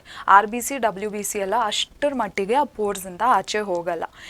ಈಗ ಈ ಸೆಲ್ಸ್ ಮಧ್ಯೆ ಇರೋ ಆ ಫ್ಲೂಯಿಡ್ನ ನಾವು, ಆ ಲಿಕ್ವಿಡ್ ಅಥವಾ ಏನು ಆ ಭಾಗಗಳೇನು ಆಚೆ ಬಂದಿರುತ್ತೆ, ಅದನ್ನು ನಾವು ಲಿಂಫ್ ಅಂತೀವಿ ಅಥವಾ ಟಿಶ್ಯೂ ಫ್ಲೂಯಿಡ್ ಅಂತೀವಿ, ಆಯಿತಾ. ಅದೇ ನಮ್ಮ ಲಿಂಫು. ಬ್ಲಡ್ಡಿಂದ ಆಚೆ ಫಿಲ್ಟರ್ ಔಟ್ ಆಗಿರೋವಂಥ ಆ ಲಿಕ್ವಿಡ್ ಅಥವಾ ಆ ಫ್ಲೂಯಿಡ್ನ ನಾವು ಲಿಂಫ್ ಅಂತ ಕರಿತೀವಿ. ಇಲ್ಲಿ ನಾ ಬರ್ದಿರೋ ಹಾಗೆ, formed by escape of blood components into the intercellular spaces through pores in arteries and veins. So ಆ ಟಿಶ್ಯೂ ಅಲ್ಲಿ ಇರೋ ಸೆಲ್ಸ್ ಮಧ್ಯೆ ಇರೋ ಜಾಗನ ನಾವು ಇಂಟರ್ಸೆಲ್ಯುಲಾರ್ ಸ್ಪೇಸಸ್ ಅಂತ ಕರಿತೀವಿ. ಈಗ ಬ್ಲಡ್ಡು ಪೋರ್ಸ್ ಅಥವಾ ಹೋಲ್ಸ್ ಏನಿದೆ ಅದರಿಂದ ಆಚೆ ಬಂದಾಗ ಅದನ್ನು ನಾವು ಲಿಂಫ್ ಅಂತ ಕರಿತೀವಿ. ಈಗ ಬ್ಲಡ್ಡಿಂದಾನೇ ಬಂದಿರೋವಂತಹ ಇದು ಲಿಕ್ವಿಡ್ ಅಲ್ವಾ. ಸೊ ಇದರದ್ದು ಕಾಂಪೊಸಿಷನ್ ಕೂಡ ಬ್ಲಡ್ ಥರಾನೇ ಇರುತ್ತೆ. ಆದರೆ ನಾ ಹೇಳಿದ ಹಾಗೆ RBC WBC ಅಷ್ಟರ ಮಟ್ಟಿಗಿರಲ್ಲ, ತುಂಬಾ ಲಿಕ್ವಿಡ್ ಅಥವಾ ವಾಟರ್ ಆಚೆ ಬಂದಿರುತ್ತೆ. So it is similar to blood but colourless. RBC ಬರ್ತಿಲ್ಲ ಆಚೆ, ಸೊ RBCನೇ ಕಲರ್ ಕೊಡೋದು ಬ್ಲಡ್ಡಿಗೆ ಅಲ್ವಾ. ಸೊ ಇದರಲ್ಲಿ ಕಲರ್ ಅಷ್ಟು ಇರಲ್ಲ. ಇದು ಆಲ್ಮೋಸ್ಟ್ ವೈಟ್ ಕಲರಲ್ಲಿ ನಿಮ್ಗೆ ಕಾಣಿಸೋಕ್ಕೆ ಸಿಗುತ್ತೆ. ಸೊ ಇದು ಕಲರ್ಲೆಸ್ ಇರುತ್ತೆ and it contains less proteins. ತುಂಬ ದೊಡ್ಡ ಪ್ರೋಟೀನ್ಸ್ ಏನು ಬ್ಲಡ್ಡಲ್ಲಿರುತ್ತೆ ಅದು ಲಿಂಫಲ್ಲಿ ನಿಮಗೆ ಕಾಣಕ್ಕೆ ಸಿಗಲ್ಲ. ಈಗ ಲಿಂಫ್ ಕ್ಯಾಪಿಲರೀಸ್ ಏನಿದೆ, ಅಲ್ಲಿ ಇಂಟರ್ಸ್ಟಿಷಿಯಲ್ ಸ್ಪೇಸಲ್ಲಿರೋ ಅಂತಹ ಲಿಂಫ್ ಕ್ಯಾಪಿಲರೀಸ್ ಎಲ್ಲ ವಾಪಸ್ ಹೇಳ್ಕೊಂಡು ಇಲ್ಲಿ ನಿಮ್ಗೆ ಕಾಣಿಸ್ತಿದೆ. ಇದು ನಾರ್ಮಲ್ ನಮ್ಮ ಮಾಮೂಲಿ ಕ್ಯಾಪಿಲರೀಸ್, ಆರ್ಟ್ರೀಸ್ ಮತ್ತು ವೇನ್ಸಿಂದ ಫಾರ್ಮ್ ಆಗಿರೋ ಕ್ಯಾಪಿಲರೀಸ್ ಅಲ್ವಾ. ಇದರಿಂದ ಆಚೆ ಬರೋ ಲಿಂಫ್ಯಾಟಿಕ್ ಕ್ಯಾಪಿಲರೀಸ್ ಅಥವಾ ಲಿಂಫ್ಯಾಟಿಕ್ ವೆಸಲ್ಸ್ ಏನಿರುತ್ತೆ ವಾಪಸ್ ಕಲೆಕ್ಟ್ ಮಾಡಿ ಎತ್ಕೊಂಡು ಹೋಗಿ ನಮ್ಮ ಮೇಜರ್ ವೇನಿಗೆ ಕೊಡುತ್ತೆ. ಈ ವೇನಿಗೆ ಬಂದಿದ ತಕ್ಷಣ ಅದು ಮಾಮೂಲಿಯಾಗಿ ಬ್ಲಡ್ ಸರ್ಕ್ಯುಲೇಷನ್ನ ಎಂಟರ್ ಆಗುತ್ತೆ, ಆಯಿತಾ. ಇಷ್ಟೇ ಲಿಂಫ್ ಮತ್ತು ಬ್ಲಡ್ ಮಧ್ಯೆ ಇರೋ ವ್ಯತ್ಯಾಸ. ಇದ್ಬಿಟ್ರೆ ಏನೂ ಇಲ್ಲ. ಬ್ಲಡ್ ಮತ್ತು ಲಿಂಫು ಆಲ್ಮೋಸ್ಟ್ ಒಂದೇ, ಬಟ್ ಇದ್ರದ್ದು ಫಂಕ್ಷನ್ಸ್ ಅಥವಾ ಕೆಲಸಗಳು ಒಂದು ಸ್ವಲ್ಪ ವೇರಿ ಆಗುತ್ತೆ, ಆಯಿತಾ. ಸೊ ಈಗ ನಾವು ಅರ್ಥ ಮಾಡ್ಕೊಂಡ್ವಿ, ಬ್ಲಡ್ ಮತ್ತು ಲಿಂಫ್ ಮಧ್ಯೆ ಅಷ್ಟು ವ್ಯತ್ಯಾಸ ಇರಲ್ಲ. ಬ್ಲಡ್ ಮತ್ತು ಲಿಂಫ್ ಕಾಂಪೊಸಿಷನ್ ಕೂಡ ಆಲ್ಮೋಸ್ಟ್ ಒಂದೇ, ಆದರೆ ಇದು ಅದ್ರದ್ದು ಫಂಕ್ಷನ್ಸ್ ಮಾತ್ರ ಸ್ವಲ್ಪ ಬೇರೆ ಆಗಿರುತ್ತೆ, ಆಯಿತಾ. ಸೊ ಇಲ್ಲಿ ನೀವು ನೋಡೋಕ್ಕೆ ಸಿಗ್ತಿದೆ ನಿಮಗೆ, ಇದು ಟಿಶ್ಯೂ ಏನಿದೆ, ಈ ಟಿಶ್ಯೂ ಒಳಗಿರೋ ಬೇರೆ ಬೇರೆ ಸೆಲ್ಸ್, ಇದ್ರ ಮಧ್ಯೆ ಇರೋ ಚಿಕ್ಕ ಚಿಕ್ಕ ಜಾಗದಲ್ಲಿ ಏನಿದೆ ಅದರಲ್ಲಿ ನಮ್ಮ ಲಿಂಫ್ಯಾಟಿಕ್ ಫ್ಲೂಯಿಡ್ ಅಥವಾ ಲಿಂಫ್ ಅಥವಾ ಟಿಶ್ಯೂ ಫ್ಲೂಯಿಡ್ ಕಲೆಕ್ಟ್ ಆಗಿರುತ್ತೆ ಆಯಿತಾ. ಇದನ್ನು ವಾಪಸ್ ಇದು ಒಂದು ಲಿಂಫ್ಯಾಟಿಕ್ ಕ್ಯಾಪಿಲರೀಸ್. ನೋಡಿ ಕ್ಯಾಪಿಲರೀಸ್ ಅಲ್ಲಿ ವಾಲ್ಸ್ ಒಂದು ಸೆಲ್ ತಿಕ್ ಮಾತ್ರ ಇರುತ್ತೆ ಅಂದಿದ್ದೆ ಅಲ್ವಾ, ಇದರಲ್ಲಿ ಒಂದೊಂದೇ ಸೆಲ್ ಇದು ವಾಲ್ಸ್ ಇದೆ. ಸೊ ಈ ಕ್ಯಾಪಿಲರೀಸ್ ವಾಪಸ್ ಆ ಲಿಂಫ್ಯಾಟಿಕ್ ಫ್ಲೂಯಿಡ್ನ ಎತ್ಕೊಂಡು ವೇನ್ಸಿಗೆ ವಾಪಸ್ ಕೊಡತ್ತೆ, ಅಂದರೆ ಬ್ಲಡ್ ಸರ್ಕ್ಯುಲೇಷನಿಗೆ ವಾಪಸ್ ಕೊಡತ್ತೆ. ಸೊ ನಾನು ಹೇಳಿದೆ, ಇಷ್ಟು ಅರ್ಥ ಮಾಡಿಸ್ದೆ ನಿಮಗೆ, ಬ್ಲಡ್ ಏನೇನಾಗುತ್ತೆ, ಎಲ್ಲೆಲ್ಲಿಂದ ಬರುತ್ತೆ, ಎಲ್ಲೆಲ್ಲಿಗೆ ಹೋಗುತ್ತೆ ಅಂತ ನಾವು ಅರ್ಥ ಮಾಡ್ಕೊಳ್ಳೋಕೆ ಟ್ರೈ ಮಾಡಿದ್ವಿ ಅಲ್ವಾ. ಇದ್ರದ್ದು ಮೆಕ್ಯಾನಿಸಮ್ ಏನು ಅಂತ ನಾವು ಅರ್ಥ ಮಾಡ್ಕೊಳ್ಳೋಣ. ಕರೆಕ್ಟಾಗಿ ಯಾವ್ಯಾವ ಚೇಂಬರ್ಗೆ ಯಾವ್ಯಾವಾಗ ಯಾವ್ಯಾವ ಥರ ಬ್ಲಡ್ ಬರುತ್ತೆ, ಅದು ಎಲ್ಲಿಂದ ಯಾವ ಆರ್ಟ್ರೀಸ್ ಯಾವ ವೇನ್ಸ್ ಅದನ್ನು ಕ್ಯಾರಿ ಮಾಡುತ್ತೆ ಅಂತ ಎಲ್ಲ ಅರ್ಥ ಮಾಡ್ಕೊಳ್ಳೋಣ, ಓಕೆನಾ. ಸೊ ನಾವು ಫಸ್ಟ್ ಇದನ್ನು 6 ಸ್ಟೆಪ್ಪಾಗಿ ನಾನು ಡಿವೈಡ್ ಮಾಡಿದ್ದೀನಿ. ಇದರಲ್ಲಿ ಒಂದೊಂದು ಸ್ಟೆಪ್ನ ಒಂದೊಂದು ಸ್ಲೈಡಲ್ಲಿ ನಾವು ಅರ್ಥ ಮಾಡ್ಕೊಳ್ಳೋಣ. ನಮ್ಮ ಫಸ್ಟ್ ಸ್ಟೆಪ್ ಏನಂದರೆ, ನಮ್ಮ ಹಾರ್ಟಿಗೆ ಲಂಗ್ಸಿಂದ ಬ್ಲಡ್ ಬರಬೇಕಲ್ವಾ. ಯಾವ ಥರ ಬ್ಲಡ್ ಬರುತ್ತೆ? ಲಂಗ್ಸಲ್ಲಿ ಆಕ್ಸಿಜನ್ ತುಂಬಿರೋ ಬ್ಲಡ್ಡು. ನೀವು ನೆನಪಿಸ್ಕೊಂಡ್ರೆ ರೆಸ್ಪಿರೇಷನಲ್ಲಿ ಆಲ್ವಿಯೋಲೈಯಿಂದ ಬ್ಲಡ್ಡಿಗೆ ಆಕ್ಸಿಜನ್ ಟ್ರಾನ್ಸ್ಪೋರ್ಟ್ ಆಗುತ್ತೆ, ನೆನಪಿದೆಯಾ. ಸೊ ಆ ಆಕ್ಸಿಜನ್ನ ಕ್ಯಾರಿ ಮಾಡೋದು ನಮ್ಮ ಹಿಮೋಗ್ಲೋಬಿನ್ ಎಲ್ಲಿರುತ್ತೆ? RBC ಯಲ್ಲಿರುತ್ತೆ. ಸೊ ಈ ಆಕ್ಸಿಜನ್ ಎಲ್ಲ RBCಗೆ ಜಾಯಿನ್ ಆಗಿ ಲಂಗ್ಸಿಂದ ಹಾರ್ಟಿಗೆ ಬರುತ್ತೆ. ಹಾರ್ಟಿನ ಯಾವ ಭಾಗಕ್ಕೆ ಬರುತ್ತೆ? ಇದು ನಮ್ಮ ಲೆಫ್ಟ್ ಏಟ್ರಿಯಮ್ ಏನಿದೆ, ಇದಕ್ಕೆ ನಮ್ಮ ಆಕ್ಸಿಜನೇಟೆಡ್ ಬ್ಲಡ್ ಬರುತ್ತೆ. ಅದನ್ನು ಯಾವ ವೆಸಲ್ ಕ್ಯಾರಿ ಮಾಡುತ್ತೆ? ನಿಮ್ಮ ಮುಂಚೆ ಹೇಳಿದೆ, ನೆನಪಿಸ್ಕೊಳ್ಳಿ. ಅದನ್ನು ನಮ್ಮ ಪಲ್ಮನರಿ ವೇನ್ ಕ್ಯಾರಿ ಮಾಡುತ್ತೆ. Pulmonary vein is the only vein that carries oxygenated blood. So ಇದು ಅರ್ಥ ಆಗಿದೆ ಅನ್ಕೋತೀನಿ. ಲಂಗ್ಸಿಂದ ಆಕ್ಸಿಜನೇಟೆಡ್ ಬ್ಲಡ್ ಹಾರ್ಟಿನ ಲೆಫ್ಟ್ ಏಟ್ರಿಯಮ್ಗೆ ಬರುತ್ತೆ. ಏನರಿಂದ ಬರುತ್ತೆ? ಪಲ್ಮನರಿ ವೇನಿಂದ ಬರುತ್ತೆ. ಇದನ್ನು ರಿಸೀವ್ ಮಾಡ್ಕೊಳ್ಳೋಕ್ಕೆ ನಮ್ಮ ಲೆಫ್ಟ್ ಆರ್ಟರಿ ರಿಲ್ಯಾಕ್ಸ್ಡ್ ಆಗಿರುತ್ತೆ, ಅದು ಕಾಂಟ್ರಾಕ್ಟ್ ಆಗಿರಲ್ಲ. ರಿಲ್ಯಾಕ್ಸ್ಡ್ ಅಂದರೆ ಸ್ವಲ್ಪ ಜಾಸ್ತಿ ಜಾಗ ತೊಗೊಂಡಿರುತ್ತೆ, ಅದು ಫುಲ್ ಏನು ಟೆನ್ಷನಲ್ಲಿ ಕನ್ಸ್ಟ್ರಿಕ್ಟ್ ಆಗಿರಲ್ಲ ಅಥವಾ ಕಾಂಟ್ರಾಕ್ಟ್ ಆಗಿರಲ್ಲ, ಆಯಿತಾ. ಸೊ ಇಲ್ಲಿಂದ ಆರ್ಟರಿಯಿಂದ ಬ್ಲಡ್ ಎಲ್ಲಿಗೆ ಹೋಗುತ್ತೆ? ವೆಂಟ್ರಿಕಲ್ಲಿಗೆ ಹೋಗುತ್ತೆ. ಅದನ್ನು ನೋಡೋಣ. ಆರ್ಟರಿ ಅಲ್ಲ, ಏಟ್ರಿಯಮಿಂದ ಬ್ಲಡ್ಡು ವೆಂಟ್ರಿಕಲ್ಲಿಗೆ ಹೋಗುತ್ತೆ. ಮಕ್ಕಳೇ ಇದನ್ನ ಕನ್ಫ್ಯೂಸ್ ಮಾಡ್ಕೋಬೇಡಿ. ಆರ್ಟರಿ ಅಂದರೆ ಬ್ಲಡ್ ವೆಸಲ್, ಏಟ್ರಿಯಮ್ ಅಂದರೆ ಚೇಂಬರ್ ಆಫ್ ದ ಹಾರ್ಟ್, ಆಯಿತಾ. ನಂತರ ಕನ್ಫ್ಯೂಸ್ ಮಾಡ್ಕೊಳಕ್ಕೆ ಹೋಗಬೇಡಿ. ಇದು ಏಟ್ರಿಯಮ್ ಏನಾಗುತ್ತೆ? ಮುಂಚೆ ರಿಲ್ಯಾಕ್ಸ್ ಆಗಿದ್ದ ಏಟ್ರಿಯಮ್ಮು ಈಗ ಕಾಂಟ್ರಾಕ್ಟ್ ಆಗುತ್ತೆ, ಅಂದರೆ ಫುಲ್ಲು ಸ್ಕ್ವಿಶ್ ಆದೋ ಹಾಗೆ ಆಗುತ್ತೆ, ಆಯಿತಾ. ಸೊ ಏಟ್ರಿಯಮ್ ಕಾಂಟ್ರಾಕ್ಟ್ ಆದಾಗ ಬ್ಲಡ್ಡು ವೆಂಟ್ರಿಕಲ್ಗೆ ಮೂವ್ ಆಗುತ್ತೆ. ನಮ್ಮ ವೆಂಟ್ರಿಕಲ್ ಬಂದು ಲೋವರ್ ಚೇಂಬರ್ ಅಲ್ವಾ. ಸೊ ಇದ್ರ ಮಧ್ಯೆ ಈಗ ಒಂದೇ ಕಡೆ ಏಟ್ರಿಯಮಿಂದ ವೆಂಟ್ರಿಕಲಿಗೆ ಮಾತ್ರ ಹೋಗೋ ಹಾಗೆ ನೋಡ್ಕೊಳ್ಳೋಕ್ಕೆ ಇಲ್ಲಿ ವಾಲ್ವ್ಸ್ ಇರುತ್ತೆ. ಈ ವಾಲ್ವ್ನ ಅಂದರೆ ಲೆಫ್ಟ್ ಏಟ್ರಿಯಮ್ ಮತ್ತು ಲೆಫ್ಟ್ ವೆಂಟ್ರಿಕಲ್ ಮಧ್ಯೆ ಇರೋ ವಾಲ್ವ್ನ ನಾವು ಬೈಕಸ್ಪಿಡ್ ವಾಲ್ವ್ ಅಂತ ಕರಿತೀವಿ. ಇಲ್ಲಿ ನೋಡ್ಬೋದು 2 ಭಾಗಗಳಿದೆ ಈ ವಾಲ್ವಿಗೆ. ಬೈ ಅಂದರೆ 2. ಸೊ 2 ಭಾಗಗಳಿರೋ ವಾಲ್ವ್ನ ನಾವು ಬೈಕಸ್ಪಿಡ್ ವಾಲ್ವ್ ಅಂತ ಕರಿತೀವಿ. ಇಲ್ಲಿ ನೀವು ನಿಮ್ಗೆ ಅರ್ಥ ಆಗ್ತಿರ್ಬೋದು, ಲಂಗ್ಸಿಂದ ಬರೋ ಆಕ್ಸಿಜನೇಟೆಡ್ ಬ್ಲಡ್ಡೇ ಲೆಫ್ಟ್ ಏಟ್ರಿಯಮಿಂದ ರೈಟ್ ಏಟ್ರಿಯಮ್ಗೆ ಮೂವ್ ಆಗ್ತದೆ. So blood is oxygenated here. ಇಲ್ಲಿ ಒಂದು ಸತಿ ನಿಮಗೆ ಲೆಫ್ಟ್ ವೆಂಟ್ರಿಕಲ್ಲಿಗೆ ಬ್ಲಡ್ ಬಂದಮೇಲೆ ಲೆಫ್ಟ್ ವೆಂಟ್ರಿಕಲ್ ರಿಲ್ಯಾಕ್ಸ್ ಆಗುತ್ತೆ ಸ್ವಲ್ಪ ಬ್ಲಡ್ನ ರಿಸೀವ್ ಮಾಡ್ಕೊಳ್ಳೋಕ್ಕೆ, ಆಯಿತಾ. ಸೊ ಇದಾದಮೇಲೆ ನಮ್ಮ ಲೆಫ್ಟ್ ವೆಂಟ್ರಿಕಲ್ ಕಾಂಟ್ರಾಕ್ಟ್ ಆಗುತ್ತೆ. ಸೊ ಕಾಂಟ್ರಾಕ್ಟ್ ಆದಾಗ ಏನಾಗುತ್ತೆ? ಲೆಫ್ಟ್ ವೆಂಟ್ರಿಕಲ್ಲಲ್ಲಿರೋ ಆಕ್ಸಿಜನೇಟೆಡ್ ಬ್ಲಡ್ ಇಲ್ಲಿ ನಮ್ಮ ಎಯೋರ್ಟಾ ಅಂತ ನಾ ಹೇಳಿದೆ. Aorta is the biggest artery of the body ಅಲ್ವಾ.